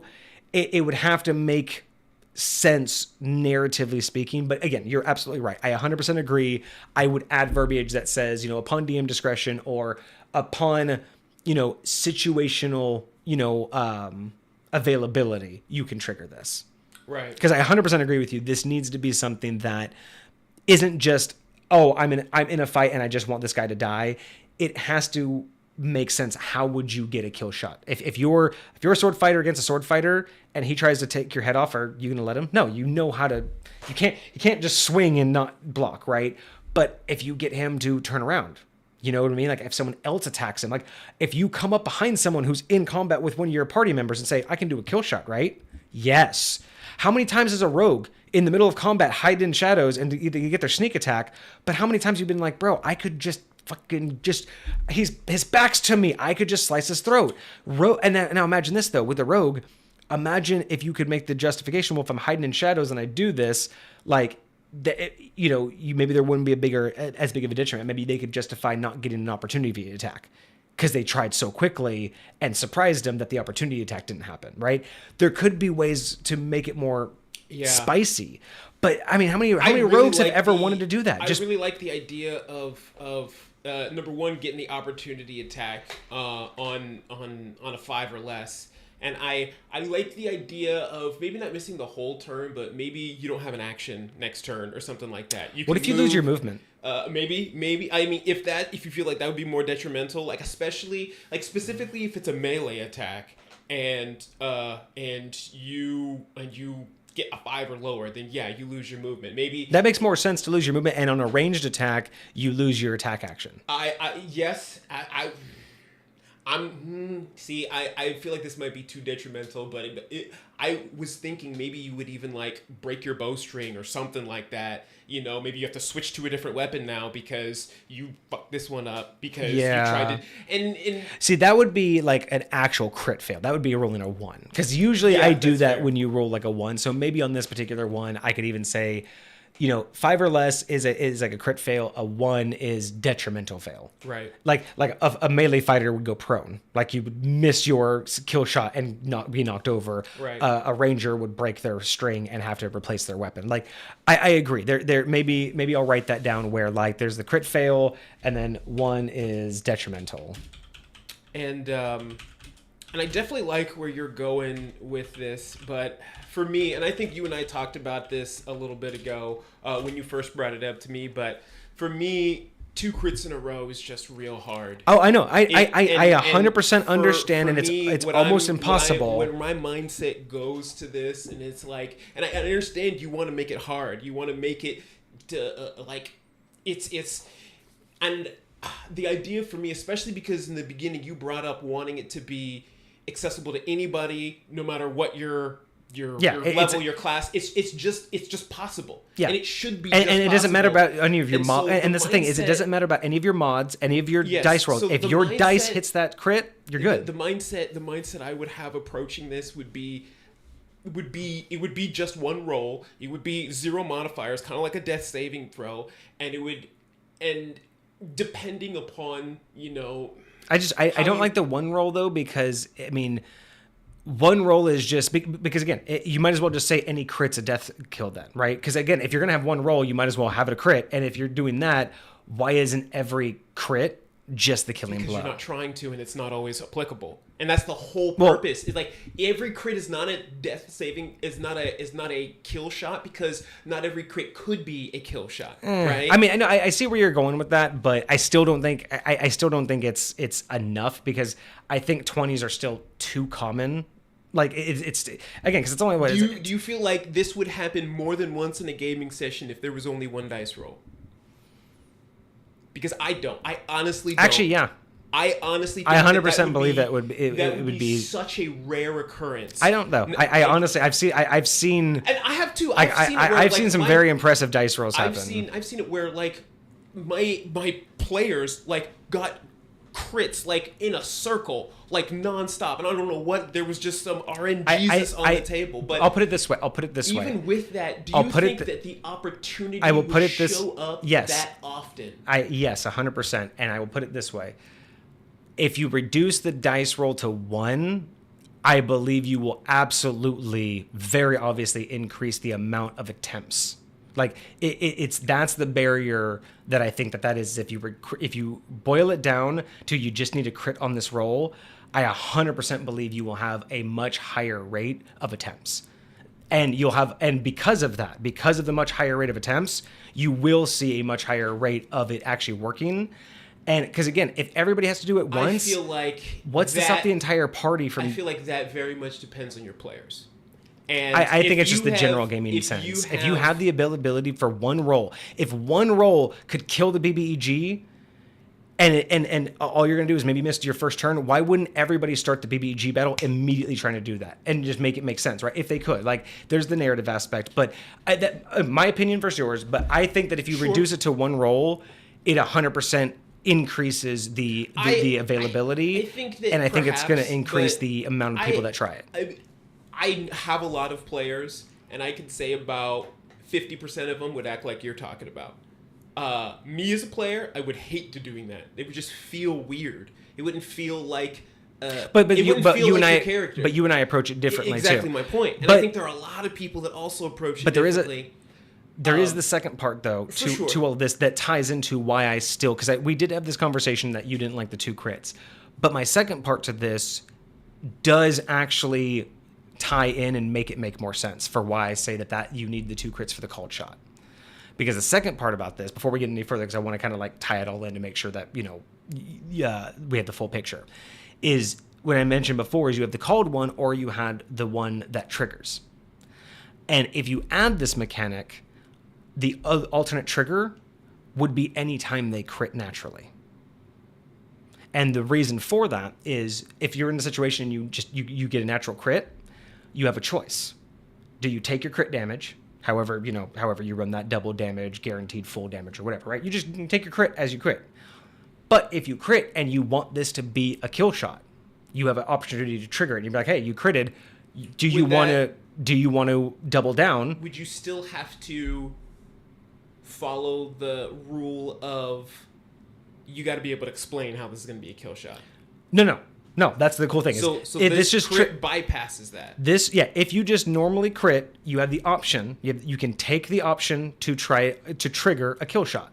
But this has difference. Right. If you take the option, if you don't crit your second roll, you don't get the shot at all. Whereas the first time, if you call it and you don't get it, you're still you're still gonna you don't. I'm sorry. If you call it and you miss, nothing. You get nothing. If this one, if you crit and you say, I'm going to push it to a kill shot, if you get that 16 to 19, you still hit your crit. You just don't kill shot. Okay. So you don't lose the entire shot. Okay. The called one, you lose it outright. Right. But this one, because again, I look at it. You're trying for it. And it's more like it's telegraphed. You're going for it, whereas this moment, you're taking advantage of a... It's almost like that moment you see you're going in and at the last second you're like, I could kill shot it. It's like, I know I'm going to get this shot, but at the last moment I could flick up and maybe kill him, right? It's that one is you're telegraphing it as I approach you, like this is going to be a shot to kill you. Whereas the other one is in that exact moment you see an opportunity. Do you take it or do you just follow through? That's why I'm allowing for a little bit of a difference. So in this particular one, if you crit and take the option to kill shot and you get a 19 or less, you still get your crit. So you're not going to lose it. But in this particular case, if you get a 5 or less, you crit fail. And a crit fail equals an opportunity attack. Okay. So it's melee. It'd be melee, or if you want to justify like they're also ranged and then they do a quick shot at you. Right. But the idea being that it's not going to you're still going to get your crit shot. You're still going to earn the crit as long as you don't crit fail, which is 5 or less. Yeah. And the 5 or less is just going to do the opportunity attack, but not the take away your roll. And the reason why I like this is because this is what is going to entice people to almost want to do the called shots, because this is going to be those opportunities where you're going to get your crit. Is it worth, right now, in this stage of the battle, is it worth giving up this crit to potentially end the fight? Or are you so far in the fight, this crit's just worth it anyway, right? Like, are they just basically... But that one, you're going to get it anyways, right? What do you mean? You're going to get the damage anyways. That's what I mean. So it's like if you're not going to give it up. So at this stage in the fight, if I hit my crit... Well, you have the chance to give it up because you could crit fail. You have the chance to lose the attack and get an opportunity attack hit on you, right? Because if you get 5 or less, you don't get your attack. Like, you don't get it off. It all goes away. Yeah. But that's the idea. Is like, you know, you can get your crit damage. Do you try to make this the kill shot because it's early on in the fight and maybe you miss and get an opportunity attack, or is this so late in the fight it's not worth missing because you know you're going to win anyway? So there's that, and then the called shot I want to be more aggressive because, again, in combat, a kill shot is not always premeditated, right? You aren't always going to know I that do agree with that, very much so. So that's why I want two sides of this, because you did bring up a good point. Two crits sucks, but you are trying to say that you have made the decision that you are going to do something to kill this person. That is not going to be normal combat. That is going to be, because again, you would know, like, if you're in fight with somebody and you're just doing normal stuff, you're constantly looking for it. But if they telegraph something that's out of the norm, right? If you were in a sparring class, right, and you're watching center mass, you're looking for the muscle movements, and all of a sudden they wanted to go for like a jujitsu tackle. Mm-hmm. That would telegraph completely different, right, than what you're used to. You're looking at center mass, you're looking at the body twitches, but if they start to do this, that's not a move. Like, you know that they're going to be doing something different. They're going to be coming at you like a footballer, right? Mm-hmm. That's what I imagine when you call it. It's like it's going to take harder because you're doing something that's obviously not what you would normally do in combat. Whereas the triggered version is you're going to take an opportunity. You're going to take advantage of the moment, and that's what increases the chance of this happening, right? I want the call shot to be almost impossible because I want it to be one of those, if you take this, it's going to be fucking dope, but it'll hurt if you don't. Whereas this alternate, this triggered version is what kind of gets them enticed about the opportunity in the first place, right? And that, to me, represents how HP works, because the more fights you're in and the more times things crit on you, the more slight chance one of them's going to take the opportunity to try to kill you. And that's the idea of reality, right? No, that's that extra little bit of potential fatality that fights don't have. I will say this, I don't think I would ever try. And maybe you wouldn't. I really don't think I would ever try. I don't think the chance, the thought process of, in an entire 365 days of gaming, even if I gamed every single one of those days, I don't think I'd pull off a crit. I really don't. And I think it would just be really disappointing every single time I try. Nope, didn't work again. Nope, didn't work again. But that's why again, it's not meant to be a mechanic that's like on your roster. You know what I mean? Even if I want to try, even if it would be cool, even if the opportunity exists, it would be nice for me to feel like it's possible. I don't think 2 crits is impossible. Well, so on the other chance, are you saying that you would never take the other one? If you critted and I gave you the opportunity to add one more dice roll, and if you crit again, you kill shot, you would never take that? I might take that one, but I do feel like if I'm doing that one, I still feel like it's important to articulate how this could be a kill. Now, if it's just like I'm in sword battle with somebody, like, you can explain that away, like, for sure. But if I just happen to like shoot an arrow at a dragon, right, mm-hmm. and I just happen to crit, and I'm just going to be like, oh, I want to make it a kill shot. But how, though? Well, and that's where the addition of the narration could just be, that's the luck of the world, right? You shot, you hit your target, but just the way it landed, the way that the dragon flinched, you could just narrate that extra roll is the accumulation of your additional shot, right? It doesn't have to be, it's just you took advantage and that kill shot just... Why wouldn't you be able to say the same thing for a cold one? What do you mean? Because you said you have to be able to explain. Remember the idea of just like throwing a dagger up, and you want to be able to range attacks are a little bit easier because you just say, like, I'm going to go for a headshot or I'm going to go for the weak spot. Like, I feel like range attacks are almost easier to justify a kill shot because a headshot is another thing that's missing in D&D. Like, if I could justifiably shoot someone in the head with an arrow, like, they should roughly be dead. Yeah, it depends on what you're shooting in the head. Well, it depends on what their head looks like. And that's why the extra armor. And that's why the extra die roll makes sense, because it's overcoming those obstacles, right? Like a dragon, you would have to not only shoot, but then you'd have to get into the brain, right? That's where that extra die roll would come into play. Is you hit it, you got a crit, you hit something, like impressive, like an eye or something, but that extra roll was that situation, was the velocity, was the way that the dragon was, were those all situations that were, did the stars align to get you to that final kill shot, which is why that extra, idea is there. It doesn't have to be purely from the character or from the player that drive is coming from, but that's why the option is there of you critted. Does the player want to take the opportunity to make this situation a kill shot, right? Whether it's the character is taking an opportunity or the universe just aligned and it happened.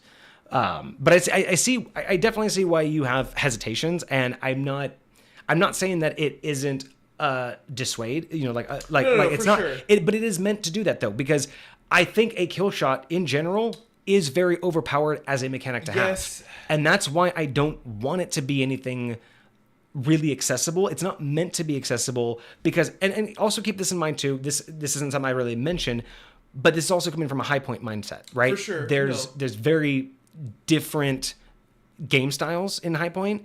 This isn't necessarily a mechanic that I would suggest be readily accepted, right? Like this would not be a mechanic that I think a standard 5e game would be able to implement as is. Yeah, but and for high maybe point, that really is because when I think about it as a DM. And granted, my world is by no means standard in any way, shape, or form. It's just chaotic. I even call it ghetto D&D.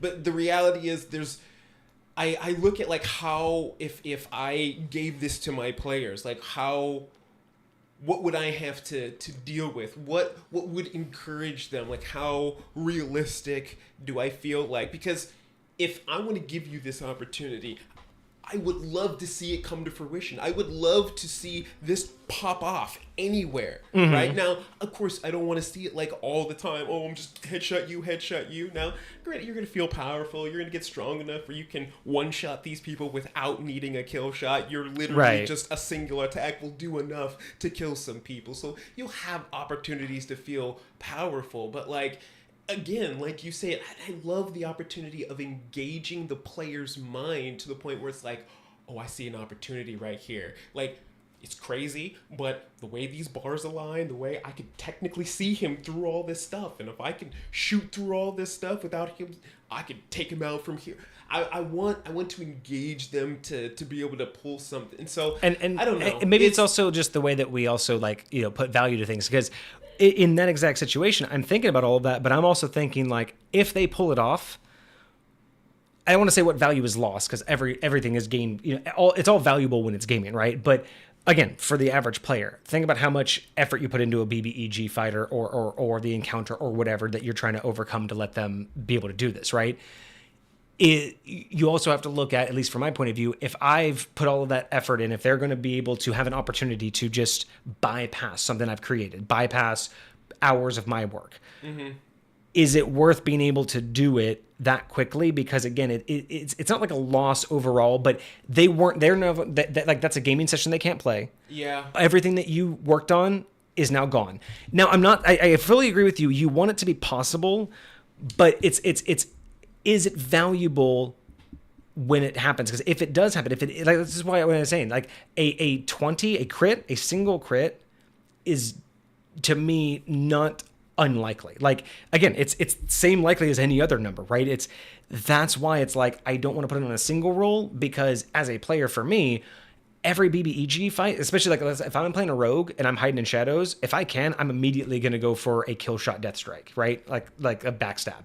Like why wouldn't I? As a rogue, if it's only one roll, I would always immediately open every fight to the strongest enemy. I would try to sneak up to them and backstab them for a kill shot. But if it's two, like you said, I'm not just going to do that at every fight. But I know for me, like as a player, I would do it. I would 100% do it, because and that's where I try to like really make it to where it's like not going to be super, super detrimental to where it's like I don't ever want to do that. But giving someone an opportunity attack on me, I mean, I've totally just allowed opportunity attacks to move in combat. Like I've done that for sure. Yeah. So I don't feel like that's like, again, I don't feel like that's a detriment, because Exactly. I've done that. It's something that you don't want to do intentionally a lot of the times, but you can sacrifice it if you need to. Yeah, because I've done that. I've been like, you know what? I don't want to do this, but I'm just going to move. Yeah, I know he's going to get an opportunity attack, but I'm still moving. Like, so I feel like, okay, I will forego an opportunity attack and maybe one round, especially again, early in combat, maybe one round. Okay, I'm going to get smacked a little bit. It's early. I'll take a potion. We'll reset. It didn't work. That's where I think about using this. Or again, alternatively, my character has 5 hit points. Half the party's down or dead. I'm obviously the next target on his turn. His turn's next initiative. and I can only do a max of like 1d8 damage and he's half health, right? In that case, fuck it, I'll try for 2 crits. Because what if because narratively, how would you pull that off? Narratively, I'm bloody, I'm broken, he's all cocky, I'm going to let him come up to me thinking that he's just going to like ruin me. I'm going to let him come up, and right as he comes up, I'm going to drop my dagger and I'm going to go for it, right? Like that kind of thing. Like you can narratively say like, I'm just going to let him think that he's won, right? I'm just going to act like I'm giving up. Those are those moments. Those are the 2 guaranteed moments. I know for me as a player, I would 100%, knowing that a kill shot is possible, but I'm a gambler. I'm that kind of guy. I'm the guy who plays Yahtzee, and I intentionally go for full houses, right? I'm the guy who rolls for a full house and not just takes it as I got lucky, right? Like I'm that kind of player, and I've played with plenty of people who I know are either cocky, think they have plot armor, or I know people who believe in dice control, who honestly believe like, no, I'll do it. Like 220s, I can do it. And I've seen them do it. I've seen them call it out, and it's fucking crazy sometimes. I don't doubt that. And again, yeah. I do not want to take away from what you're saying. You are 100% correct. It feels impossible and it feels bad. But that's why I added, after our conversation, that's why I added the additional trigger. These aren't meant to be one or the other. These are meant to work in tandem. Yeah. Because the called version because I look at it as this: giving you, the player, an opportunity to one-shot anything that can be one-shotted. Mm-hmm. That's basically giving you an ultimate power word kill meets wish. So for me, to give you that power at level 1, starting at day 1, and anybody can do it. Base mechanic. I really feel like it needs to feel impossible. Like, because again, power word kill takes you an entire, takes you how many 18 levels to get to? Why shouldn't it take you 18 levels and however many gaming sessions to get 2 crits? Like, you're right, it is impossible, but from the character's point of view, power word kill is impossible. How many years would it, in-game years does it take? Right. How much knowledge? Like, that's not something that's just easy, but for a mage who knows power word kill, so I totally agree with you. I'm not disagreeing with you. I'm not saying that I'm so stubborn it's going to stay this way. No, but if that's like you were always talking about when we do our reviews, if this is the way that, if you see that what I'm talking about is not what you're worried about, and this is the way you want it to work, if that's more beneficial than whatever it is you might gain from doing that, then that's 100% exactly what you should do. Well, right? And that's why it's like, I really want to know what chat thinks. I'm really curious to see if you guys leave any comments, in the Discord, on YouTube, on anything. I'm really curious what you guys think about this idea of adding a kill shot, either called or triggered or both. I think it works sense for both somehow. And maybe it's also one of those things where maybe the first one has to be a crit, and then the second one has to beat their AC, or the first one has to beat their AC, and then the second one has to be a crit. I still like the idea of 2 rolls. I like that a lot more. Especially so hit their AC and then and the second one has to crit. Yes. And then what do you feel about because that one's called, so that makes it easier. So what do you feel about the one where it's triggered, that's still triggered on a crit, and you still have to crit the second time? I can get behind that as well. Because it's still less. You still get less detriment, but especially because it's triggered. And you're still going to get hit. You're still going to get your crit. Right. Unless you crit fail, you would still get the hit off. So in one case, it is 2 crits, but you already got the one. I feel like I would switch it. I feel like I would switch it for the called shot. I would make the first shot have to be a crit. So if you want a called shot crit, and then the next one just has to hit AC? Just has to hit the AC to make sure it goes through. To make sure it goes through. Because I would assume that the AC should go first, because then you have to hit them. You have to be able to hit them. Then the crit on the second one is the actual killing blow. I'll say the only reason I say that is just from a player's perspective. And it's either way, you're getting your crit in and you're getting your AC hit in. But if I have to crit first, if I'm trying to do this and I'm all right, I need to roll max for this, or whatever it is that my crit is for this, if I get that, then all I have to do is get higher than a 17 to make that happen. I feel like it's going to feel a lot just like it's so you look at it from the point of view, because there's 2 ways of the point of view of, you look at it as, if you get the crit, it's more of a, okay, now I only have to hit their AC. It's that secondary leave, whereas the alternative is, okay, first hit their crit, or hit their AC. Okay, now I have to go all out. There's one number I can get, basically. Like, okay, for some people, that's a brilliant psychology to bring up, because that really is what it's going to be, right? It's what effect do I want on them? Do I want them to feel that sense of relief after the crit, or do I want that impending buildup until they crit? I'm going to write that down as I like that better than the 2 crits, actually. I like the idea that one has to hit AC, one has to crit. I think for high point, I'm probably going to end on the AC is first, because it just logically you have to hit. It does. It's like hit then damage, right? You don't roll damage first. Does that mean, because what you initially said for the called shot is if you don't do it, you get nothing? Well, that still makes sense, though. So in the first one, if you don't hit their AC, you don't get to continue. Correct, but if you do hit their AC and you miss the crit, then what happens? Is it a regular hit, or is it nothing? Because I feel like if you don't crit the very first time, it makes sense that it's nothing. If you don't crit the first time, you just. But again, same logic. If you don't hit their AC the first time, nothing happens, right? It's almost like what I'm doing is replacing the second roll. The second crit is replacing your damage roll. If it's a kill shot, just crit again, and it's full. It's literally damage equal to their HP. So that's another logical reason why I would put the crit second, because it's replacing your damage roll, and that's also why you could say why it doesn't do damage. If you called shot and you miss your crit, you missed your damage roll, right? Like same kind of thing, right? It's literally just a replacing of the damage roll. So imagine I shoot an arrow, right? And I hit the AC and I miss the crit. Did the arrow miss its target and not hit their AC? Or did the arrow just tink because it didn't hit the right crit spot? It's more of the tink. It's more of you were on target, but it didn't penetrate, or it didn't do its thing. It's just like, it's almost like the same thing of like you hit them, but then you rolled a 1 on damage, right? Like it's just kind of it was null. Interesting. And okay. No, but I like this. I like this idea. You're absolutely right. 2 crits feels insurmountable. Hitting their AC and critting, but needing to do it back to back. I think either direction works. I think it's just more of a psychology of what you feel more comfortable with.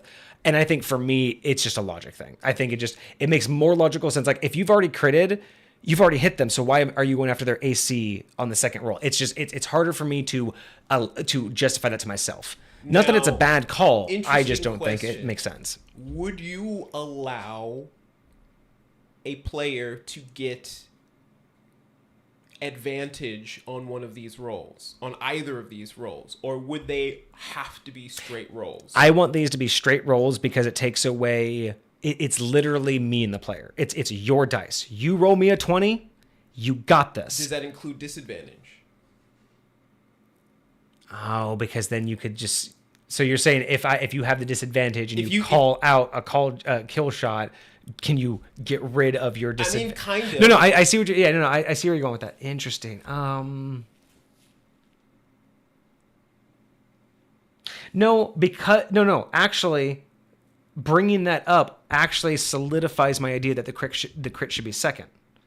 Because if you're doing a kill shot and you do the AC first, you should get all your modifiers.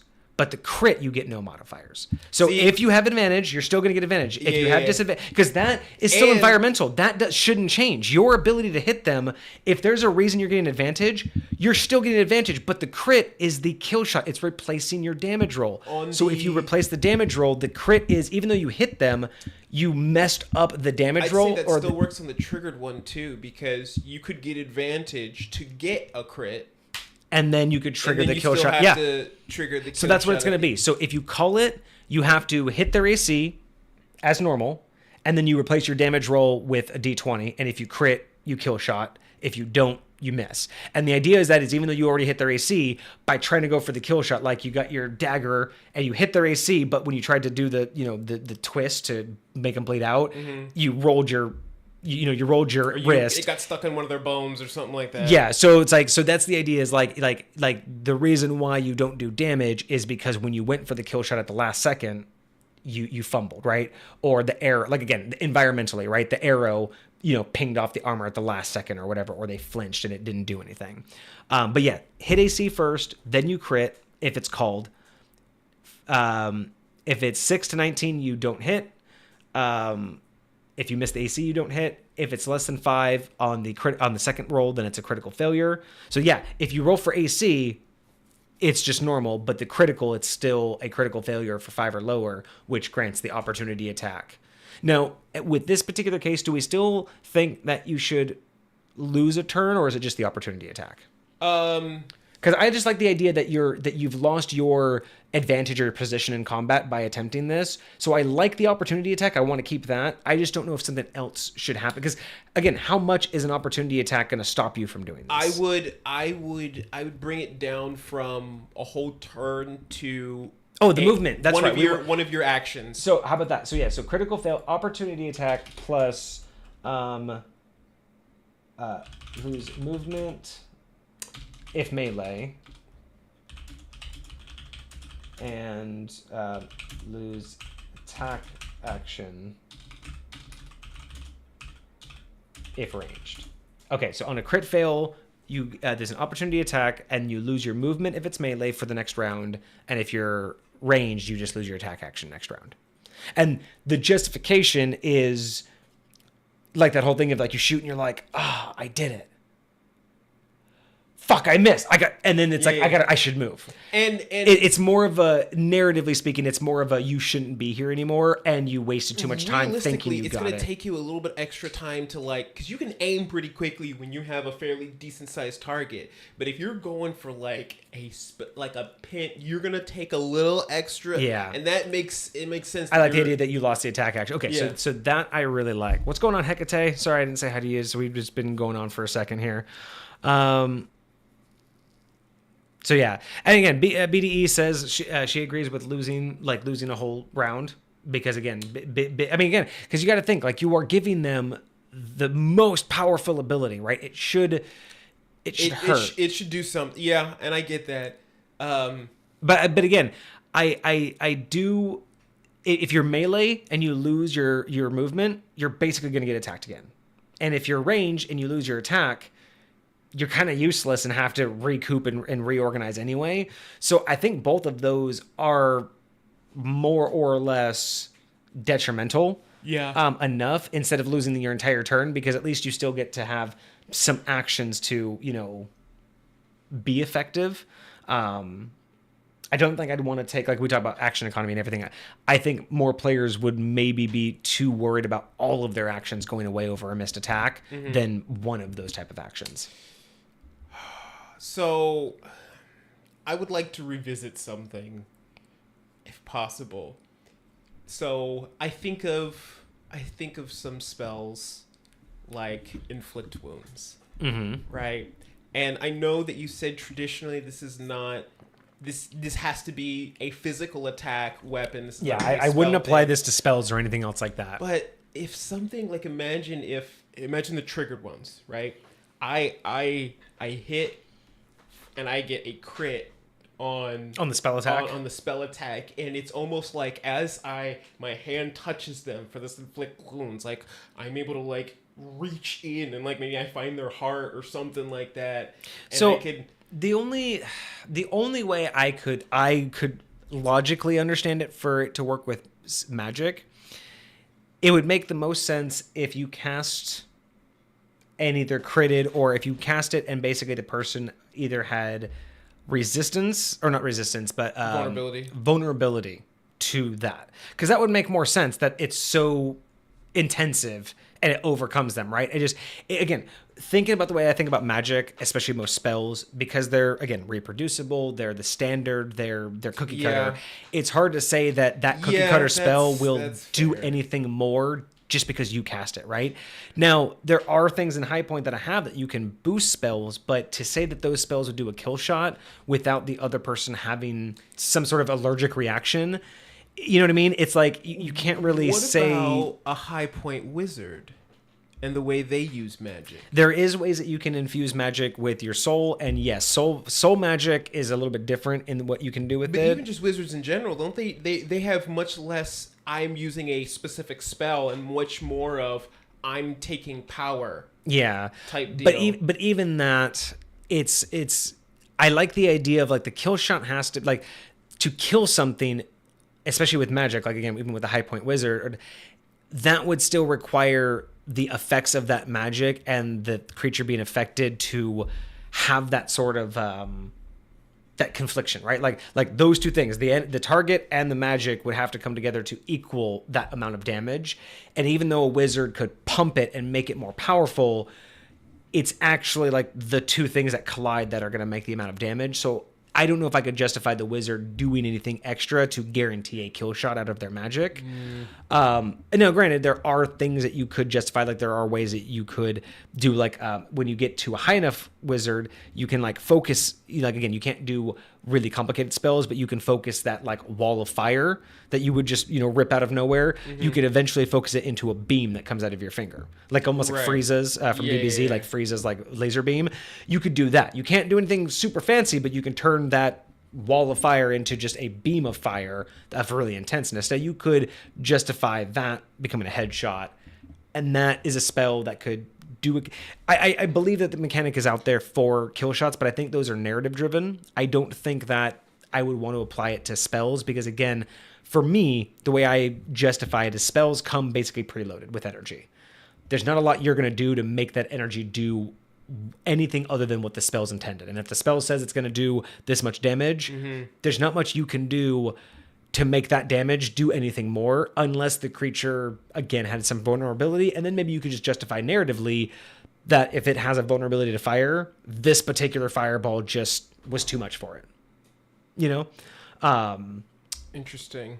But yeah, I don't think I would quite apply it to spells. Plus, like we talked about too, this really gives it more in the player and the character's control. Like it's literally like kind of like what I talk about with fatigue, where making death and murder in D&D much more intentional. Right. Like making it less of a, well, everybody in D&D is murder hobos, and more of a, are you actually going to like have that on your character's conscience that he took a life?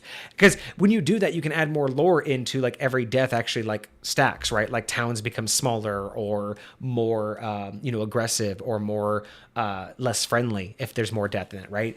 But it's that same thing, right? If you want to add this kind of mechanic, you want it to be in that player and the character's control.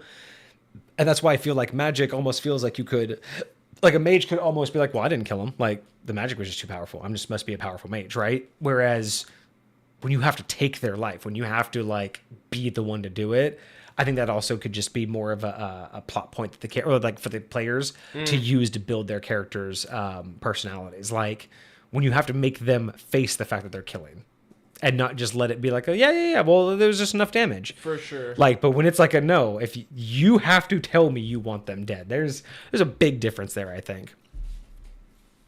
But yeah, I'm really curious what you guys think out there. I think that we're going to end it on that, at least for this topic. I think I have a lot to think about. I do like the idea of changing from 2 crits on a called shot to AC and a crit for a called shot.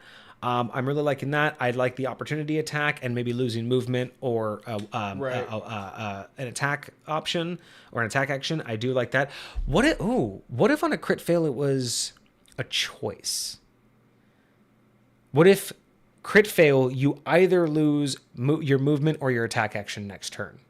Player choice. Would that be too nice? Or do you think it should be melee attacks lose movement, ranged attacks lose attack? Yeah, I don't think they should get to choose. I think that they should, depending on what they're doing, will make the difference. Like that'll be their version of choice. It's like, if you're melee attacking it, then you're not going to be able to move. Because again, melee attacking with the opportunity attack and then not being able to move kind of is essentially another opportunity attack. Yeah. It's basically saying you fucked up, you're here. They're there, they're in your face, and you ain't going nowhere. Okay, cool. Yep, so I think we'll leave it there. I'm really liking that, and I have a lot to think about, but that is... Actually, especially for a rogue. Because imagine a rogue goes in for a backstab, and now they're stuck there. And then because if you remove all their movement, they can't use their disengage the next round to get away. It doesn't matter. You use your disengage all day, you ain't going nowhere. That's exactly it. And then and then, okay, no, that's... I like that. I really like that. And again, it makes the archer want to it's intended for the archer to be able to move out of position or whatever. Mm-hmm. I'm liking that. I like that. Okay, cool. So that was my mechanic that I'm currently building for kill shots or killing blows. It's very interesting. No, I'm here for that. I like that development. I really do. So you want to know what's funny? You know how the whole point of all of this was just to just be... Do a whole bunch of stuff? Yeah. It's been 2 hours already. Really? Well, so the whole point of today's episode was I had 4 of these topics because we were like, none of these are a full episode length. Like, none of these I could possibly make into a full episode. We literally just talked about killing blows for 2 hours. I'm telling you, man. Like I said, well, okay, not 2 hours. We did have like a good 30, 40 minutes of just intro, BS, yeah. But still, like, I can't believe we actually. I was thinking it was gonna be like so much earlier, and I'm like, oh no, we technically made the stream time. So I guess how much time? I mean, how, I know that you usually have stuff to do. I don't know how much later we want to go because we have other topics, but these topics are gonna tonight. So like, it's up to you if you wanna test out one more and see if it gets us to like. I don't know. Yeah, time flies when you're having fun. Yeah, that's true. Time flies when I don't know. Okay, how about this? I need to step out because I need to go to the restroom and I need to go figure out our dinner plans because we didn't do dinner. That's fair. Let me go figure that out to see if I have the time. You chat with chat. And maybe see if you... I don't know. We need to figure out how to do polls. I know Stream Elements can do polls in Twitch. But I haven't learned how to do that. Maybe that should be a homework assignment for you is learning how to do polls. I can do that. Or if you want to try to figure that out now. But... talk to chat, see if they think that we should push it. If we do another topic, I probably won't push maybe more than an hour. For sure. So it may feel a little bit rushed. We have 3 different topics. Yeah. Figure out if we should keep going or if we should just cut it here. I'll be right back, guys. Set it out. Hecate, Big Dungeon Energy, if you're still sticking around. And Cosmic, I haven't seen you in the chat in a little bit, but I know you started off being with us. I know Hoylepa had to go dip out and take another nap. But... if you guys are down, if you guys would hang out for another topic for us, going off on whatever tangents, he brought up a couple of the topics to me beforehand, but I was silly enough not to write them down. I know one of them, he's got it up on his screen, is talking about Metatext. I really like that idea, but to be honest, I think that one might go for a while. So, like, I feel like that one could be at least half an episode all by itself. Like, yes, there's not, like, a whole lot to talk about it, but in my opinion, there's a lot of not expectations, but implications that Metatext has that could take me in a lot of different directions. I'm down, just got food, late night. See? Same. So, I mean... Hecate's vibing with us, so he would hang out for at least another round. Big Dungeon Energy depends on if they're still here. I'm not sure. I haven't heard from them. All right. But well, I my food is ready, but no one's waiting on me, so I'm not that worried about it. Let's see. So we have 3 other topics. I don't know which one's going to take us the longest. So I have another mechanic that I'm trying to work on. Still very early stages. I feel like this one could take us in so many different directions. It's the Build Curve XP that I was talking about. Got it. I feel like this one is probably about as long of a conversation as the last one. That might be a little chunkier. Agreed. So we'll probably pass on that one. We'll have to keep that one in mind for another stream. So the other 2 topics I had for tonight were, we had a question from Cosmic a while back where he asked if we could be any card from the deck of many things, which would we be? Okay. Now, I have not had all of them memorized, so one option is we can go over the deck of many things, just kind of read through it all, just get familiar with what they are, and pick our favorite, kind of like which one we would want to be represented by, or we can have an open conversation about Metatext. So, and this is actually what I just brought up. Oh yes, please, I don't know much about them either. Okay, so we got to vote for the deck of many things. The deck of many things. Okay. So this is what I actually brought up to Hecate just before you came back, is that Metatext, while is for the most part, I'd say a fairly simple, not simple, but like a straightforward like topic to go over.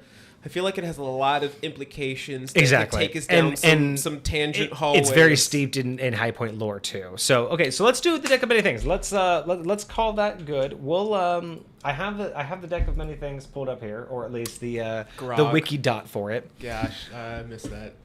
One of my players actually specifically chose the ruined background, which is based upon pulling the ruined card from the deck of many things. So that's the one I'm the most familiar with. But yeah, no, I'm excited for it. Honestly, that was, I think Big Dungeon Energy was introduced to it the same way I was, from the Critical Role and the what happened to Grog. Actually, I think, wasn't that the ruined card too?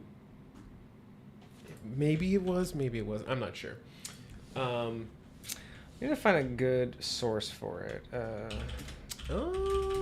swear Well, because I found something that says, I found the deck of many more things, but this is like an expansion. You might be able to find it on just regular, what's it called? What's the B&B, D&D Beyond? That's the one. Yeah.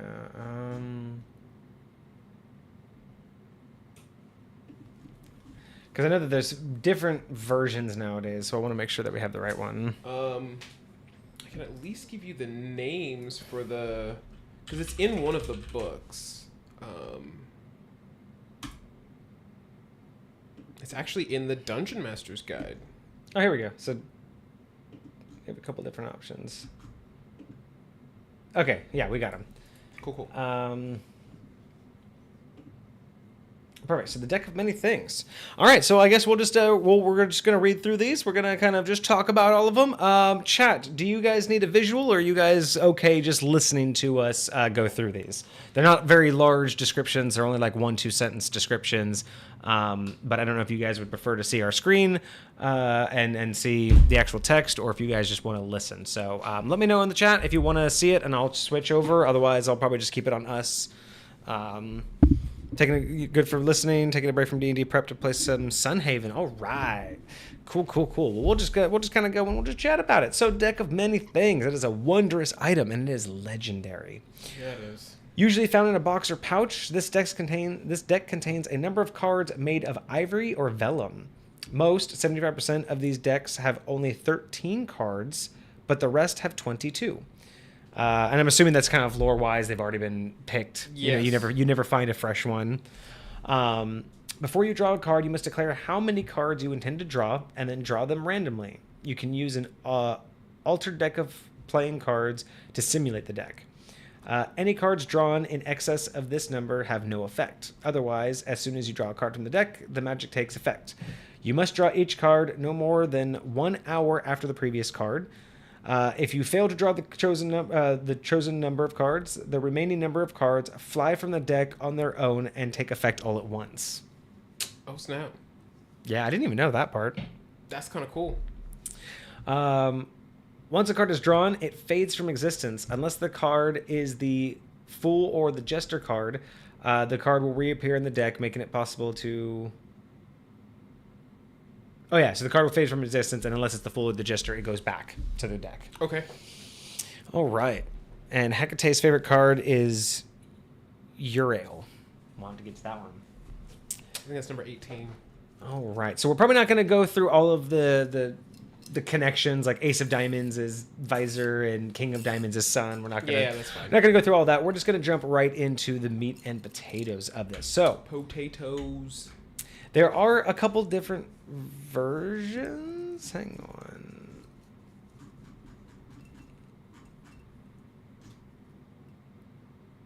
on. So there's some that are only found in the deck with 22 cards, and then the rest are usually in the smaller amount. Yeah. So, here we go. So, starting off with balance. It looks like we're probably just going to be doing this in alphabetical order. That's how it's listed. So, Okay. That's how we're going to be just going cool. through them. So, do. balance. Your mind suffers a wrenching alteration, causing your alignment to change. Lawful becomes chaotic, good becomes evil, and vice versa. If you are true neutral or unaligned, this card has no effect on you. Kind of a weak card, to be honest, mainly because no one uses alignment anymore and everyone believes it's useless. So kind of the weakest card of them all. But again, I think this is a very old card. I think this has been around for a while. Oh, yeah. Alignment meant a lot more. But I mean, even in 5th edition, imagine being a theoretically lawful good paladin and being Oh yeah, and then to- losing your oath immediately. exactly like it could be Oh no, crazy. I love Certain it, gods will especially just kick you. well, especially from 2nd edition, right? Because gods had alignment requirements and things like that. So yeah, no, I from 2nd edition I love it. From a 5th edition, I think it's probably the weakest card. But I like it because I use alignment and alignment matters to me. But knowing the general environment, most people just don't care, and so. I just don't think that I don't think anyone would really matter. You know what I mean? Yeah. I think it would just be such a low idea.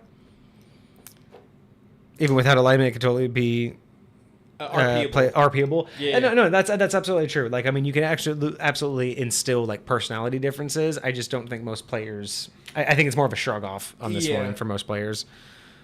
Because it can work really well for story-wise, especially if gods are important and bring so much change to the story. And again, that's 100% true. It really needs to come down. That was his favorite card, I think, though. Oh, Uriel. Oh, Uriel. Yeah, that's for a different one. Gotcha. But I will say, I do think that a lot of the times when like Big Dungeon Energy was saying, it's for like your personality, your attitude. Like it'll completely, even if you're not really messing with alignment as much, but I also feel like it's important for some of these cards to not be throwaway cards, but not to be devastating one way or the other. Yeah. Some of them are just meant to be kind of Yeah. But I don't know. So like I said, if you play properly and you actually utilize alignment, great card. I think the standard gameplay, I think most people would just shrug it off and be like, oh, okay, I just played my character slightly different. Thank God I didn't die. Yeah. All right, so next one, Comet. If you single-handedly defeat the next hostile monster or group of monsters you encounter, you gain experience points enough to gain 1 level. Otherwise, this card has no effect. I like that. It's very, I think it's a waste of the name. I don't think that's really good for Comet. That's fair. But outside of that, I like the ability. I mean, it's weird because it says single, so it's not the killing blow. You have to be the only one to have killed it. But the funny part is if you did that and the next thing you fought was a minion, it would be hilarious because you just go slap it and get a level instantly. But I would say if you happen to come across a minion by themselves. Because the way it's worded, well, it's or group. I say you have to single-handedly be the only one in combat in order for this to trigger. Is what I look at. And so the question becomes: do you get to choose whether it's the next monster or the next group, or it's just the next thing? I think it's the next encounter. So if the encounter has 3 enemies, you have to single-handedly beat all 3. If the encounter has 1 enemy, you got to single-handedly encounter 1. If it's 3 minions and you all face off equally, that's not 1 each. So then my question would be: does this have to be naturally started, or can I go instigate? Can I just go slap a guy in a bar? It says if you single-handedly defeat the next hostile monster or group of monsters you encounter. So it also has to be monsters. But if you have a 1 HP monster that you brought along with you and happen to pull this card and you say, hey, fucker, fight me, and you kill it, as long as it's hostile, it has to have the hostile... so it can't be your pet. You can't just kill your pet because your pet's not hostile.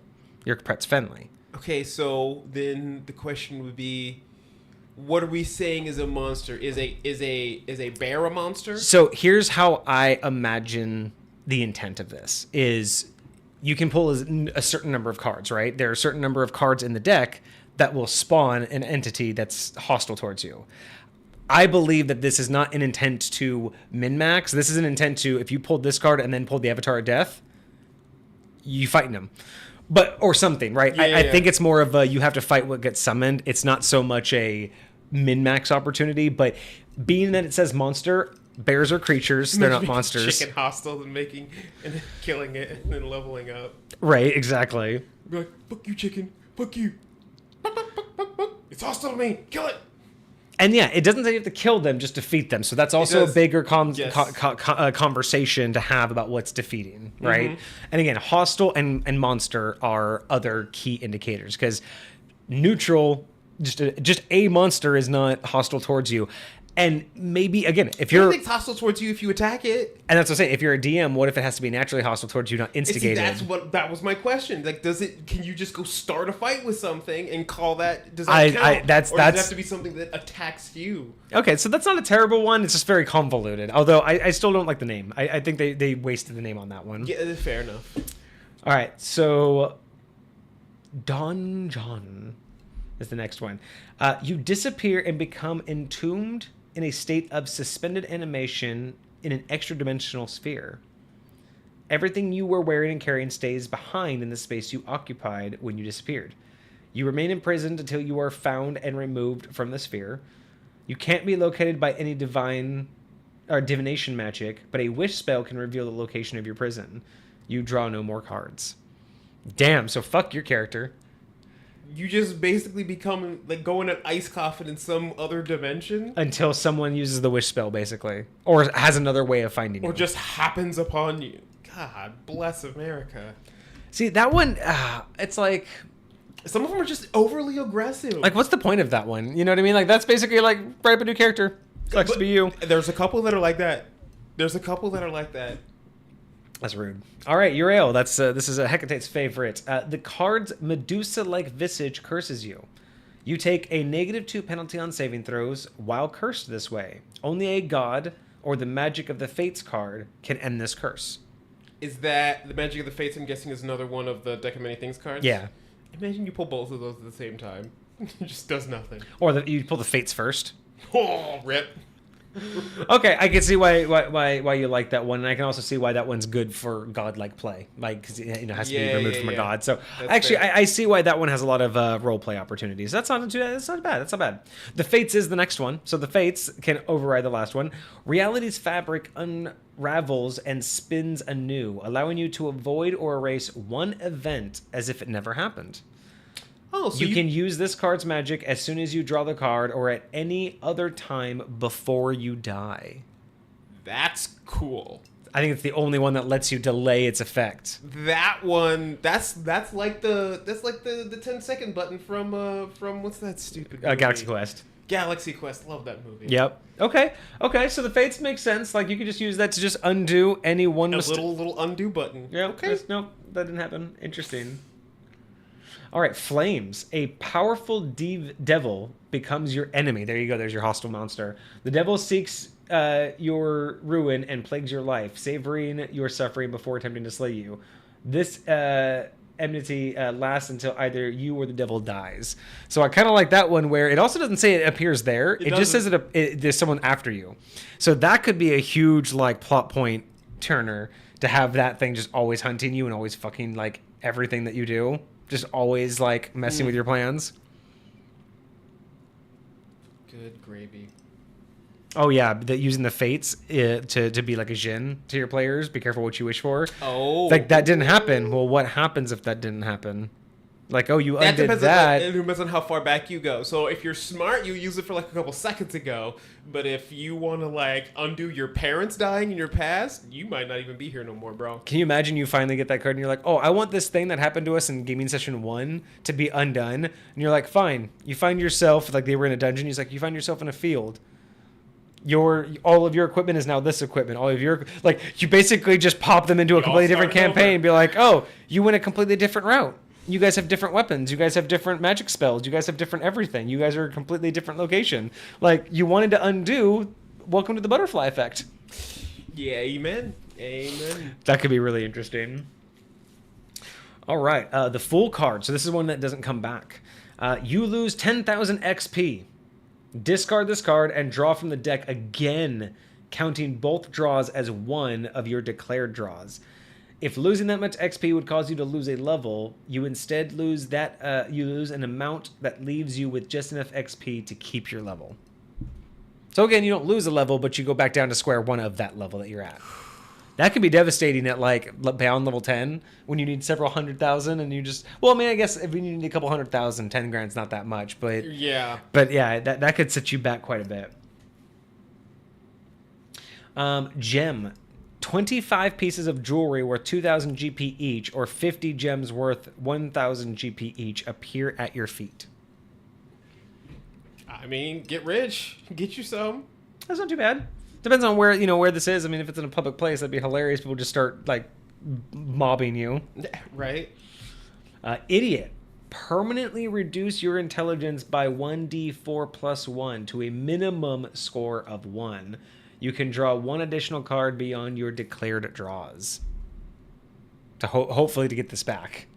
Hopefully to undo what just happened. Yeah. Good God. But if you're smart enough to undo it... Jester, you gain 10,000 XP, or you can draw 2 additional cards beyond your declared draw. Two more, chances, or just grab the 10,000 XP and leave. Give me the XP. It depends on what level I am. If I'm high enough level, screw the XP. Give me 2 more cards. That's true. It depends on where I'm at with this character. Because if I don't want to lose this character, I wouldn't. But We'll get to that later. Key: a rare or rarer magic weapon with which you are proficient appears in your hands. The GM chooses the weapon. Again, if I got to choose the weapon, I'd be all about this. Again, I don't think the name works. What was the name? Key. Yeah, that's fair. If my GM loves me or knows me well, which if they're your GM, they really should. But otherwise, I'd really want to pick. Because, again, I'm going to say it a million times, synergy. It is one that you are proficient with, though, so it can't be something that you can't use. Exactly my point, but, like... But it may not be your signature. Its skill set doesn't really go with my play style. Yeah. Right? Gives you a dagger instead of a staff. Or even if it's like a blink dagger, but I'm like a ranged character and I don't want to, or something like that. No, I got you. Something where I just wouldn't use it nearly as much. Yeah. No, I get that. GM chooses the weapon, but that's synergy with your play, your player and your DM, not necessarily the game. Knight, you gain the service of a 4th level fighter who appears in a space you choose within 30 feet of you. The fighter is of the same race as you and serves you loyally until death, believing the fates have drawn him here or her to you, have hit him or her to you. You control this character, so you just basically get a 4th level fighter. And that it doesn't say it can't level up. It just says it's a 4th level fighter. When it says you control this character, does that mean that it's another character now? It's as far as I read that, you get a new character sheet. You get a 4th level fighter, and until they die, you are in control, and you're loyal. Now, you could probably run your own thing. It's similar to Simulacrum. It's capped at this level. It can't level up, blah, blah, blah. But as far as I see, that is just a 4th level fighter. Period. End of story. See, this is just me personally. I like the idea of, yes, you get the 4th level fighter. Yes, they are beholden to you, but they are not another PC for you to control. They're still an NPC. They still have a backstory. They still have a history and all this other stuff. And that's the DM knows what that stuff is. So they're not necessarily going to act out of character. Like if you're going to dialogue with them, you're going to dialogue with the DM, not with yourself type deal. That's what I like. But they're still like your minion and they'll do whatever you say. Yeah. Type deal. And I think that's just a personal DM call and how far you would let this go. But yeah, it is interesting that's a pretty beefy one. Dungeon Energy hates that one. It's just so much work. All right, Moon Spell. This might be one of my favorites. You are granted the ability to cast the Wish spell 1d3 times. Interesting. Not bad. Okay. Now it's not just 3 wishes, but you get to cast the spell 3 times. Now, so there's role play aspects to that. So here's the question, because theoretically, whenever you cast the spell, there's a certain % chance that you can never cast it again. Is that included here, or is this guaranteeing you all 3? It just says you are granted the ability to cast the wish. It doesn't say it overrides its ability. Oh, it just says you has the ability. All right, Rogue. A non-player character of the GM's choice becomes hostile towards you. The identity of your new enemy isn't known until the NPC or someone else reveals it. Nothing less than a wish spell or divine intervention can end the NPC's hostility towards you. Imagine you get this at the same time you have to 1v1 somebody. Oh man, can you imagine getting your knight and then getting rogue? And then it's your knight that turns against you? But it says it becomes hostile. Well, it's hostile, so it would just start fighting you and be that would be hilarious. That's cray. That's cray. All right, ruin. All forms of wealth that you carry on your or own, other than magical items, are lost to you. Imagine if portable property vanishes. Businesses, buildings, and land you own are lost in a way that alters reality the least. Any documentation that proves you should own something lost to this card as well. So basically, the world forgets that you have any ownership outside of your magical items. I like that. It's not just that it's not yours. It's like literally reality changed. That castle, gone. Never happened. Those people, gone. Like, you don't have those connections anymore. Again, imagine Ness, because Ness is so wealthy, so powerful, and all that. So well connected. Just all of that in a card, bro. Just gone. That would be wrecked. Ness would be devastated. Disrespectful. Disrespectful. Skull card. You summon an avatar of death. A ghostly humanoid skeleton clad in a tattered black robe and carrying a spectral scythe. It appears in a space of the GM's choice within 10 feet of you and attacks you, warning all others that you must win the battle alone. So this might also be the one where if you get this plus the other, you just automatically get your level up. The avatar fights until you die or it drops to 0 hit points, whereupon it disappears. If anyone tries to help you, the helper summons its own avatar of death. A creature slain by another avatar of death can't be restored to life. So anybody who tries to jump in, now there's 2 avatars of death. And one's fighting you, one's fighting him. Each of you basically summon your own avatar of death. I'm like, well, don't. And an avatar of death is an armor class of 20. Hit points, half the hit point maximum of its summoner. Speed is 60. Flight is 60. It can hover. Has a strength of 16, a dex of 16, a constitution of 16, an intelligence, wisdom, and charisma of 16. It is immune to necrotic and poison. Condition immunities are charmed, frightened, paralyzed, petrified, poisoned, and unconscious. It has 60 feet of dark vision, 60 feet of true sight, and it has a passive perception of 13. It knows all languages known to the summoner. It has no challenge rating. It has incorporeal movement. The avatar can move through other creatures and objects as if they were difficult terrain. It takes 5 or 1d10 force damage if it ends its turn inside of an object. Turning immunity. The avatar is immune to features that turn undead.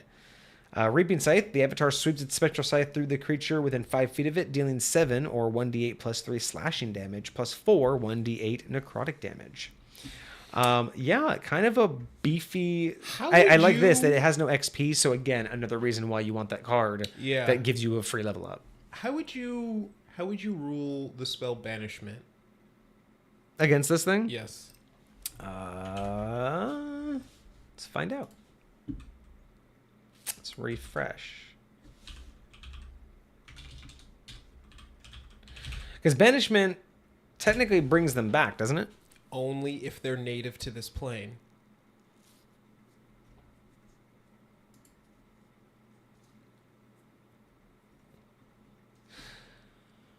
And if you're summoning an avatar of death, the target must. Okay, so you attempt to send a creature to another plane of existence. If the target is native to the plane of existence you're on, you banish the target to a harmless demiplane.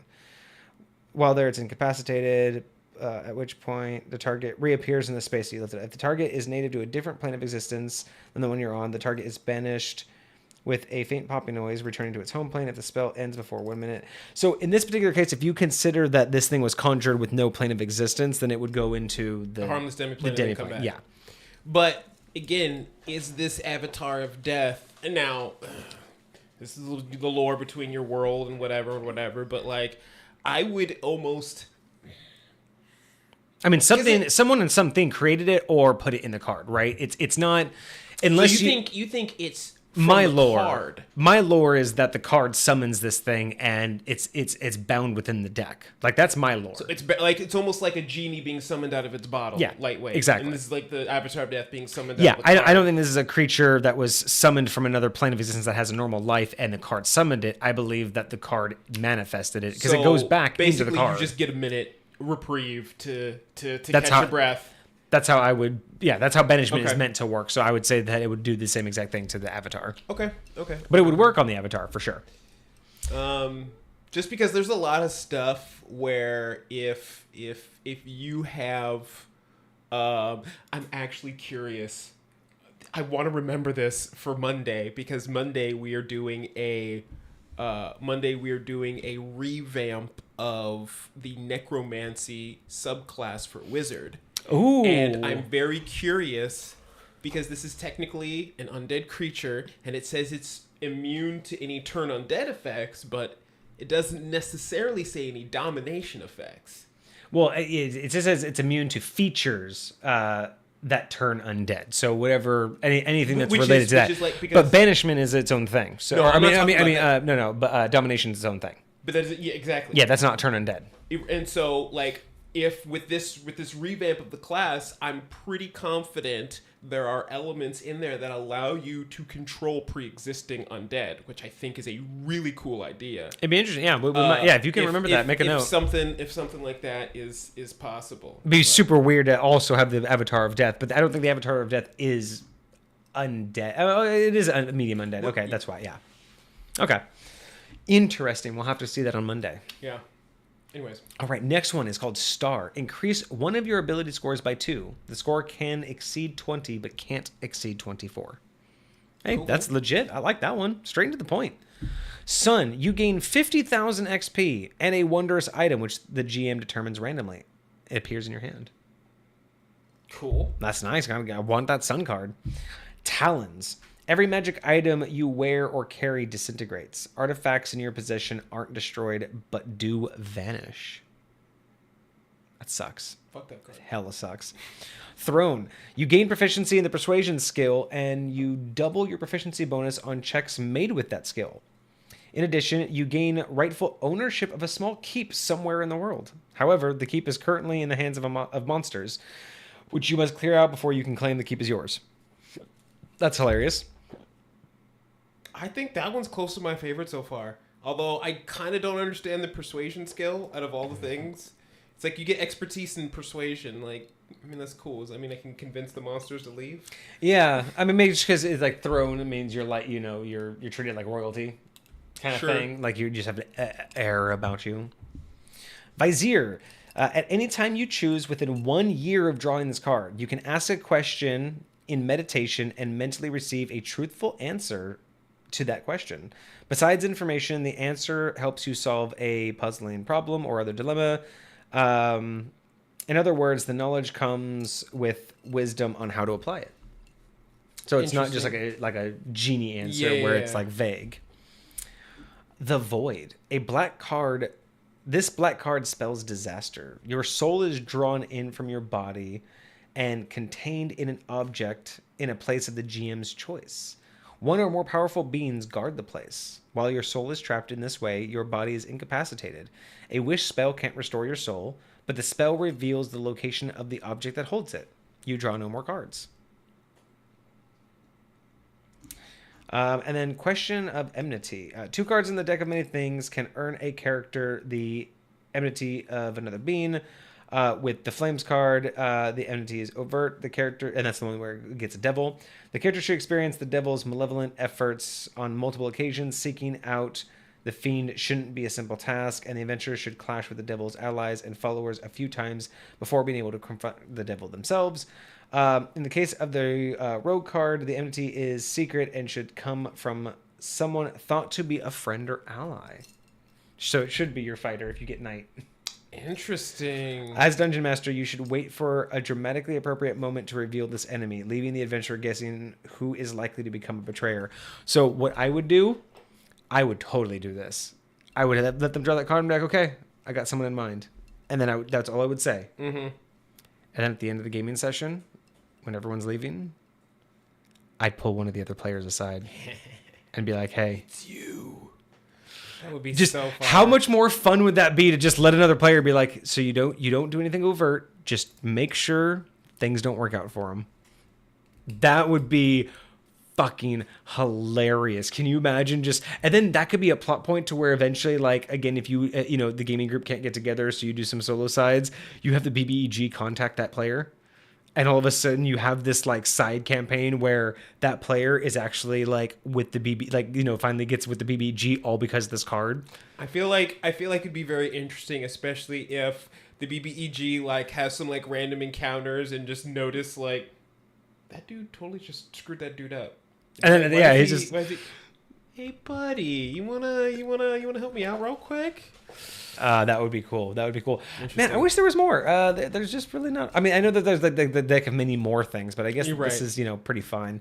No, this is a pretty cool thing. Who would? Okay, so I'm gonna have to like just scroll through these a few times to figure out which one I would be. Real quick, the question for me is, what is the specific question we're answering? Which card would I want to be, or what card would I most want to have?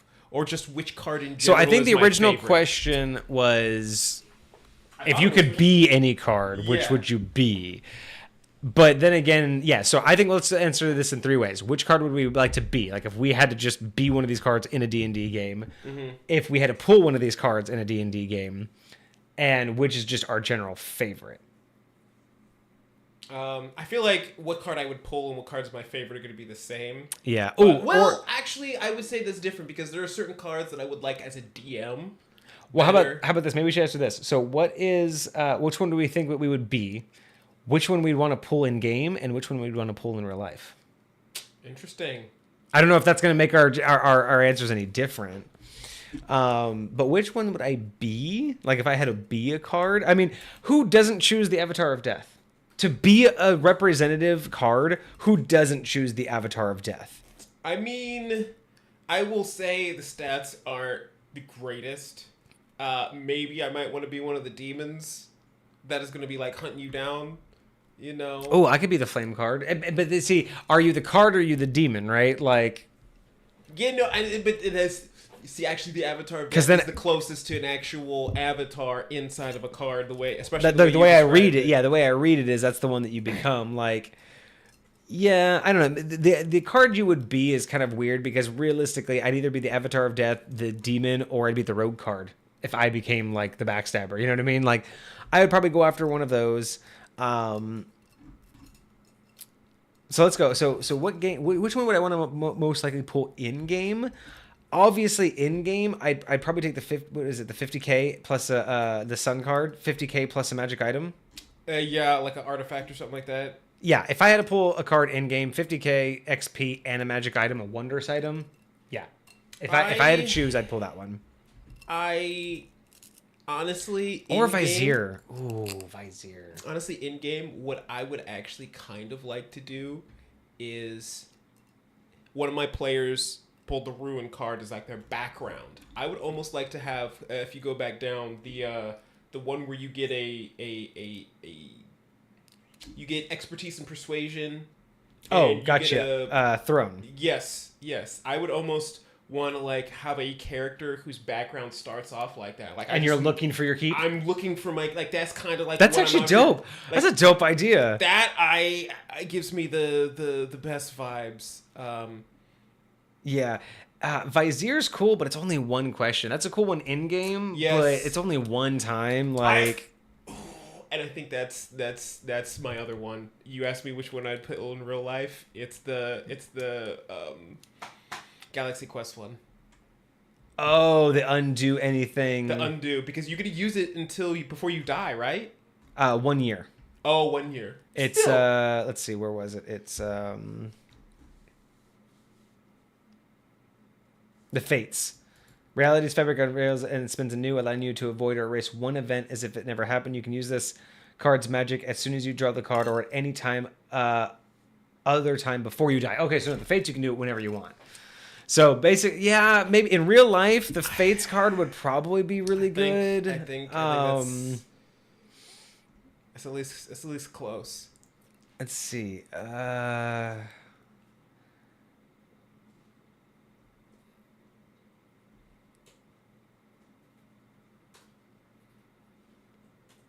Ooh, I have another question for you.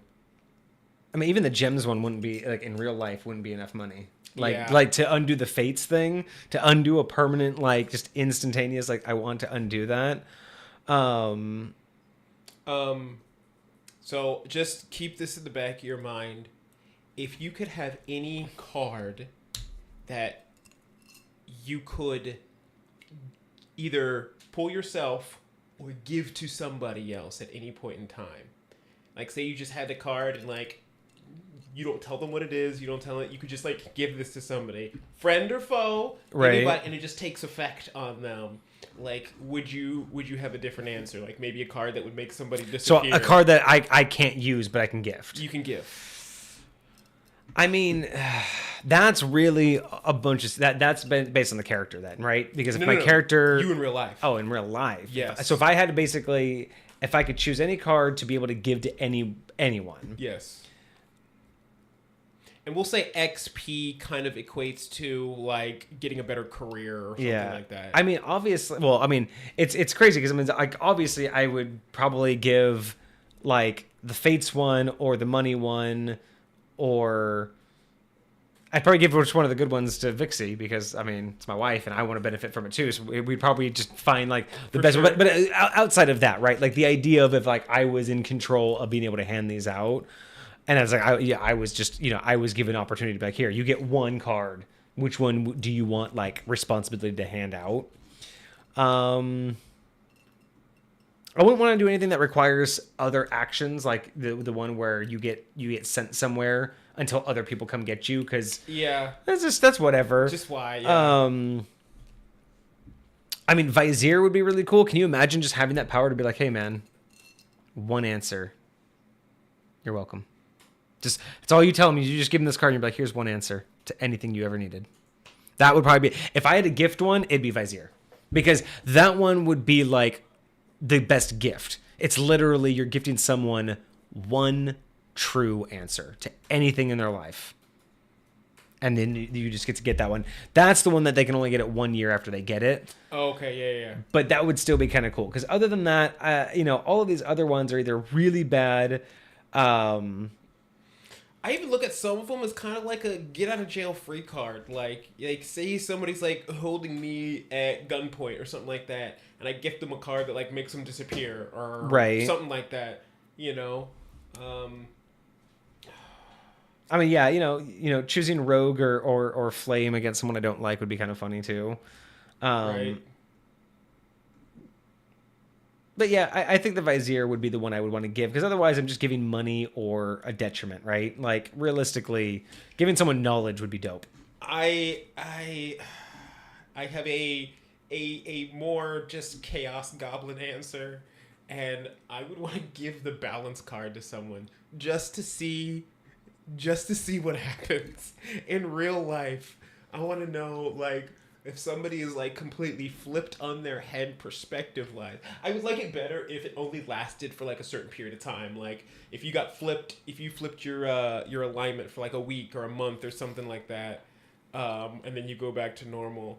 Just to see what life is like. To give somebody that really needs it that perspective of what the other side of the coin looks like. I don't know. I feel like that would be interesting. Dude, the comments on this thing are insane. So many people just...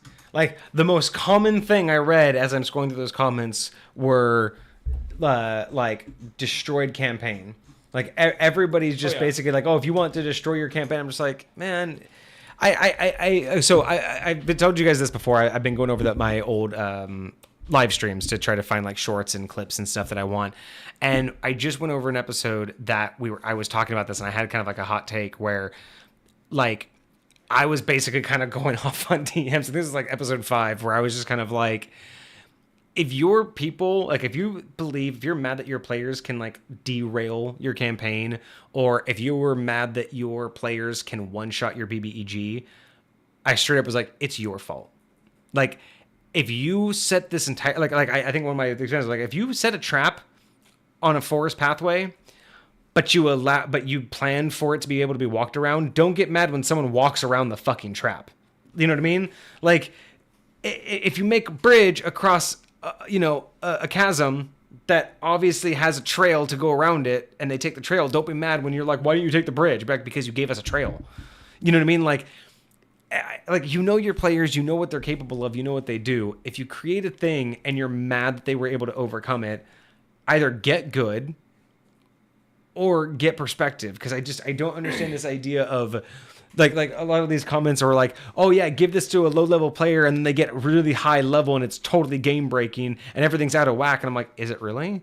Like, is one player being like, in fact, that's actually harder for the whole team because you have one player doing a lot more of the work and is usually the target of everybody, and you have everybody else not helpful. Like, that's not very out of whack simple.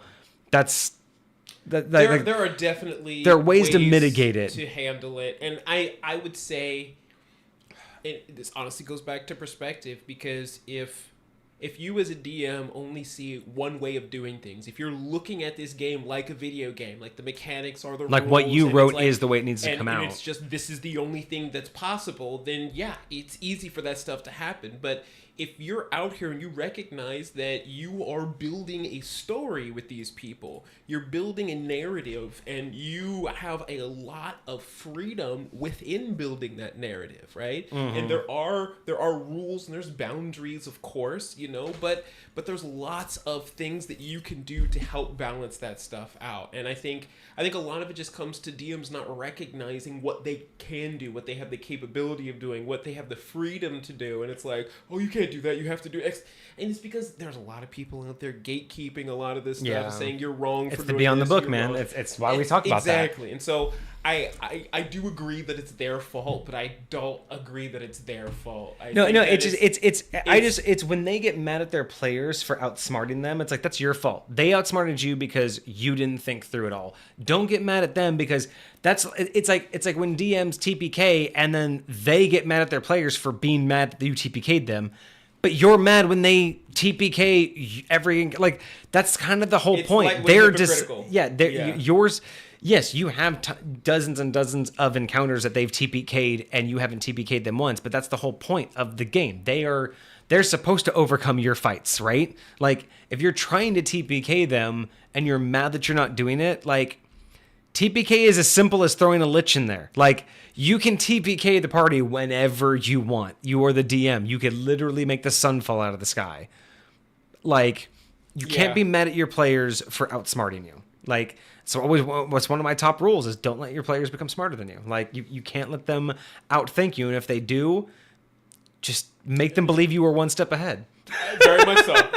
Just fake it. But at the same time, like, I honestly take that as a point of pride. It's like, yo, I especially when I actually make it a challenge, like, if they outthink me without even trying, I'm like, oh, goodness. But then that's where I cheat and I rethink before I even present it to them. If they're like, oh, it's totally this, like, whatever, it's the easiest thing. And I'm like, no, it's not that anymore. Now it's something completely different. You got it at first glance? Not anymore. It's not like, oh, I'm doing it to railroad you or to screw you over. It's like... You want the challenge to be there. If you didn't provide a big enough challenge and they're going to get through it in 30 seconds, but you have an hour-long gaming session ahead of you, here's the deal. What's the purpose? I made it up before. What's wrong with me making it up now?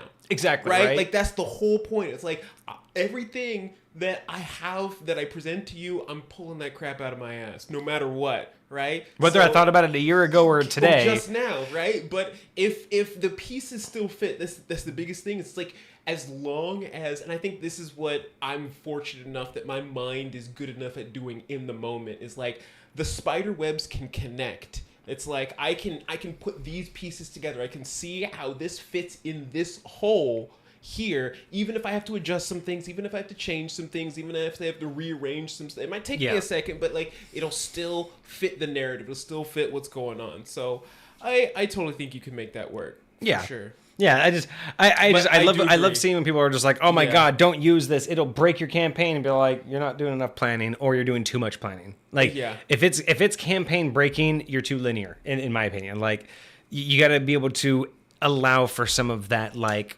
weirdness. You know what I mean? Yeah, and to be honest, like, on my end, they said that I know that they gave the specific cards that are in the 13 versus the 22, but my perspective, I'm gonna load that deck. I'm gonna be like, these are the cards that I want to play with. These are the cards that I'm okay with happening. Pick from one of these cards. It's okay to it's okay to adjust it too. Again, go beyond the book. The book says have one of these. Why not have 5? Why not have 5 cards? 3 really amazing ones and 2 shit ones. Now, I don't know if it actually describes it in the description because it says most cards come back except for 2, so technically you couldn't have that. But the question is, I was under the impression that the deck disappears after you draw from it. That's why you have to say specifically how many cards, because you're not going to have another chance later. Right? No. This one, the newer version, I think the older one may have done that. The newer version just states that if you draw any additional cards beyond your number, nothing happens. So the deck doesn't go anywhere. The cards disappear. It's just a one-time use? Yeah, basically it's just you say how many cards you're going to do. Once you're done, that's it. And yeah, it even says that the cards disappear, go back to the deck, but the deck does not disappear. So then the question becomes, is that like per person? Yeah. So like per character. If a group of 5 and I think that's a deck of many things, they could pass it around the group and everybody could draw. Technically, from it, yes, and something would happen to everybody. Technically, yes. Okay. Like there's never been a problem with multiple people handling it. I think that there has been divisions of DMs deciding whether or not the deck of many things can be pulled by a single person more than once. I like the idea that it's a artifact, that like a godly artifact that is literally a one-time use. You can say I'm pulling all 50 or all 12 or whatever cards, or you can say I'm pulling 2 or 1, but that's it. This is your once in a lifetime. You came across this artifact, you get to touch it. That's how I would play it, because otherwise it kind of diminishes, like being able to infinitely pull from the deck just kind of diminishes it in a sense. Like it's more of one of those, it should be a once in a lifetime artifact. So then I have a question. What would you say you have to intentionally pull from this deck? Oh, absolutely. So you can't... You have to state... It specifically states you have to state how many cards you're pulling. But it says if you don't, X, Y, and Z will happen or something like that, right? No, if you don't... No, it just basically says you have to state how many cards you're pulling, and anything beyond that number, nothing happens. So... Isn't there a line in there that said if you don't say how many, it will automatically do X, Y, and Z? Let me double check. Face from existence... I don't remember. Before you draw a card, you must declare how many cards you intend to draw. You can use an altered deck of playing cards to simulate. Any cards drawn in excess have no effect. Otherwise, as soon as you draw a card from the deck, then strategy takes effect.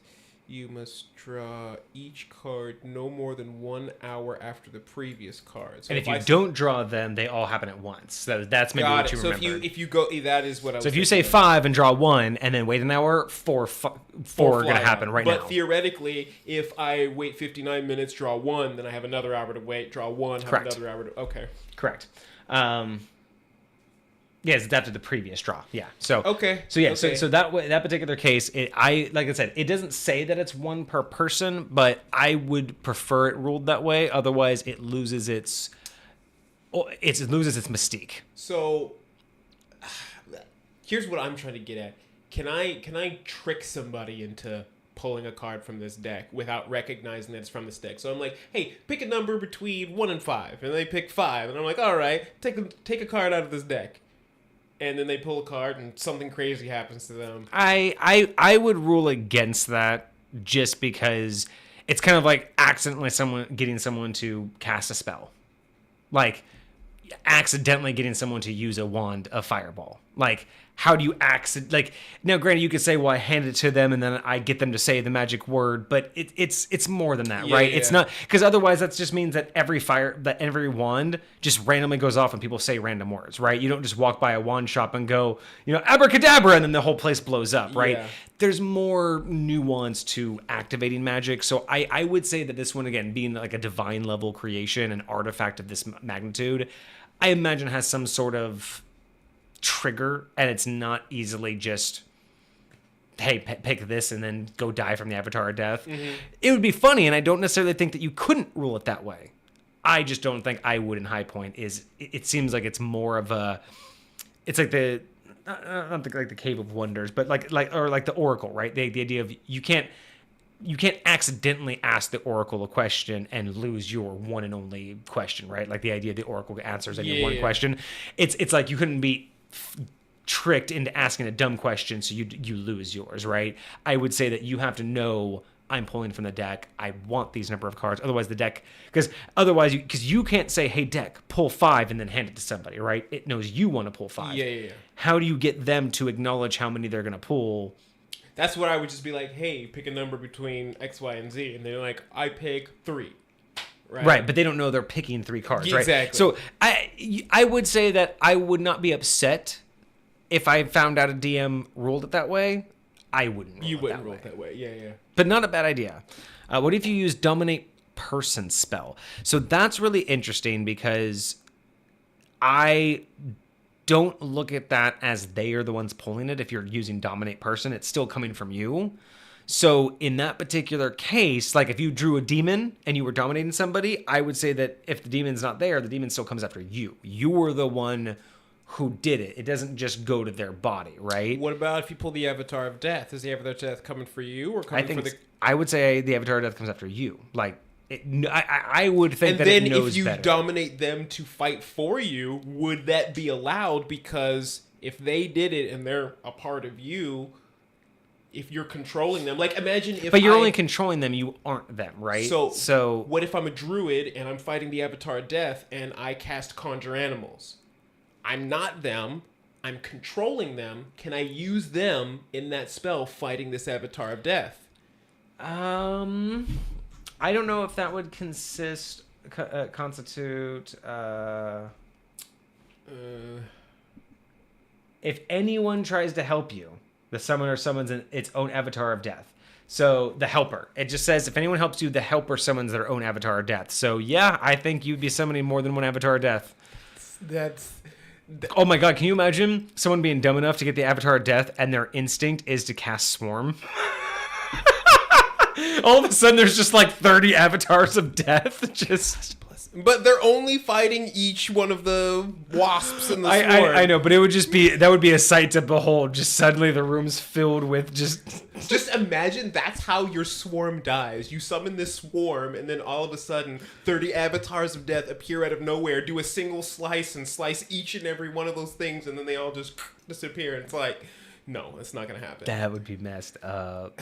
Because you could also technically summon a greater demon. Or something like that. You know what I mean? So, interesting. Let's see. I would rule that there has to be the willing intent. Yeah, that's exactly what I'm saying. Is like, it's again, magic for me requires initiation. And now, granted, is there a way that you could do this? Like, could you use the suggestion spell to get someone to pull from the deck of many? Yes. Because a suggestion spell requires that they don't do anything outside of their character and it doesn't harm them. Maybe you could say that, hey, just pulling one card isn't harmful. Like, maybe pulling 5 cards, maybe you couldn't suggest someone to do that because that's obviously asking for death. Especially if they know what it is. That's what I'm saying. It's like you wouldn't be able to trick them, but if you'd say, hey, I suggest that the next time you come across this, you pull only one card to be safe. I could allow a justification to get through a suggestion that way, but you couldn't suggest to someone pull all cards, right? You couldn't suggest to someone pull 10 cards. You would know that's detrimental to your health. You would know that's probably going to kill me. The likelihood of you getting something that's going to be dangerous is high. But you can make people take small risks, especially if they know that there's a chance that it would be good, right? Like, hey, what if you get the 10,000? It's tempting. Like, the deck of many things is tempting. Yeah. So I think the willing intent matters. I think there are ways to get someone to do it by force.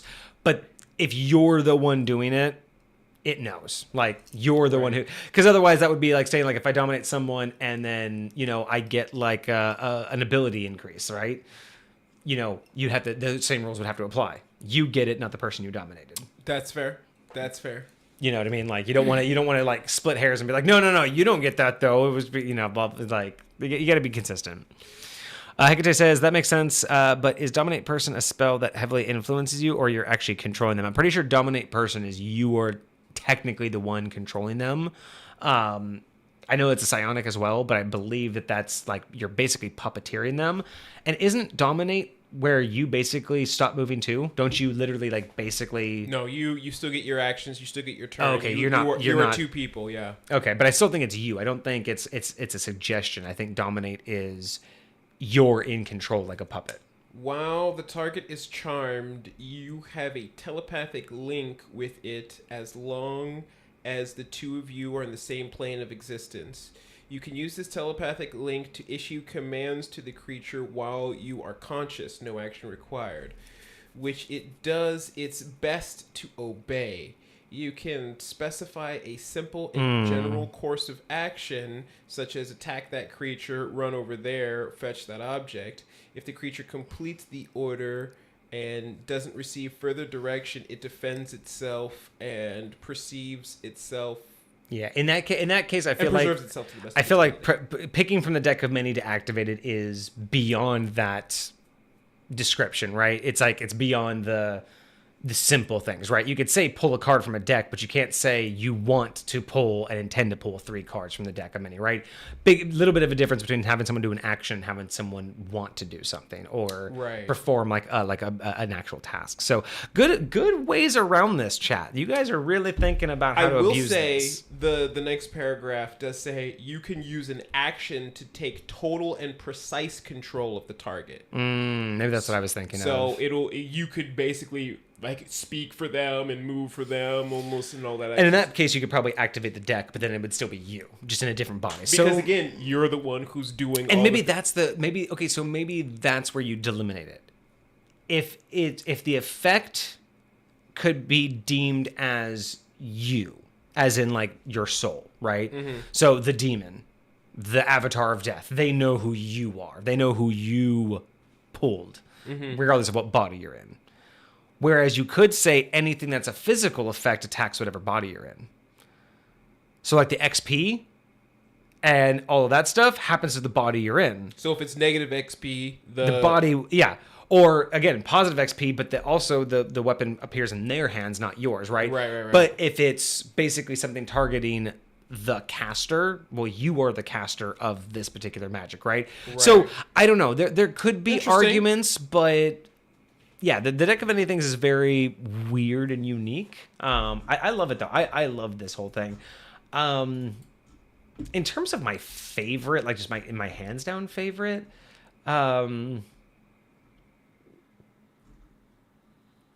actually, you know what? Like things like Ruin and all of that are fun for roleplay and all of that, and then there's a couple good ones that give you some good stuff. But really, I think Vizier is my personal favorite. I think it has it's super versatile, it's super interesting. It's just being able to get one free piece of knowledge that will help me out at any point. That might be my favorite card.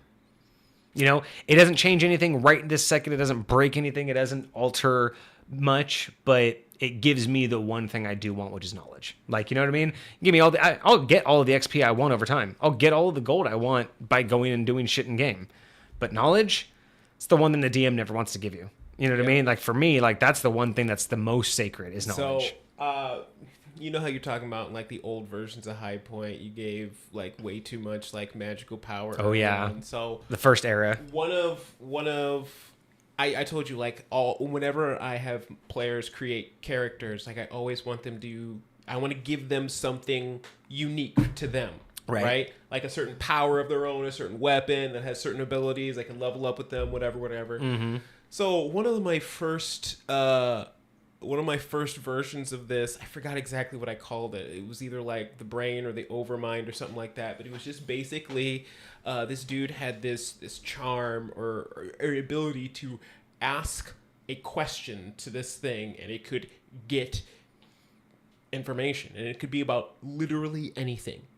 Absolutely anything. But he had to roll percentiles, and depending on, they would choose high or low, and depending on how close they got to either high or low would determine either how accurate, how specific. If you got like the opposite side, you couldn't even trust the information. They could be completely wrong.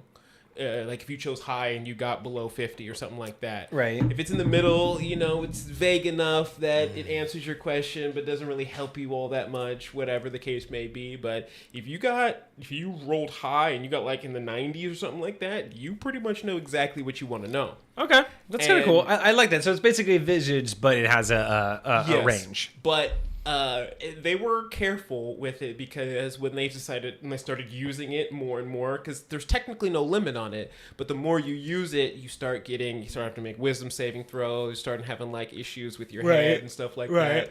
And it could eventually,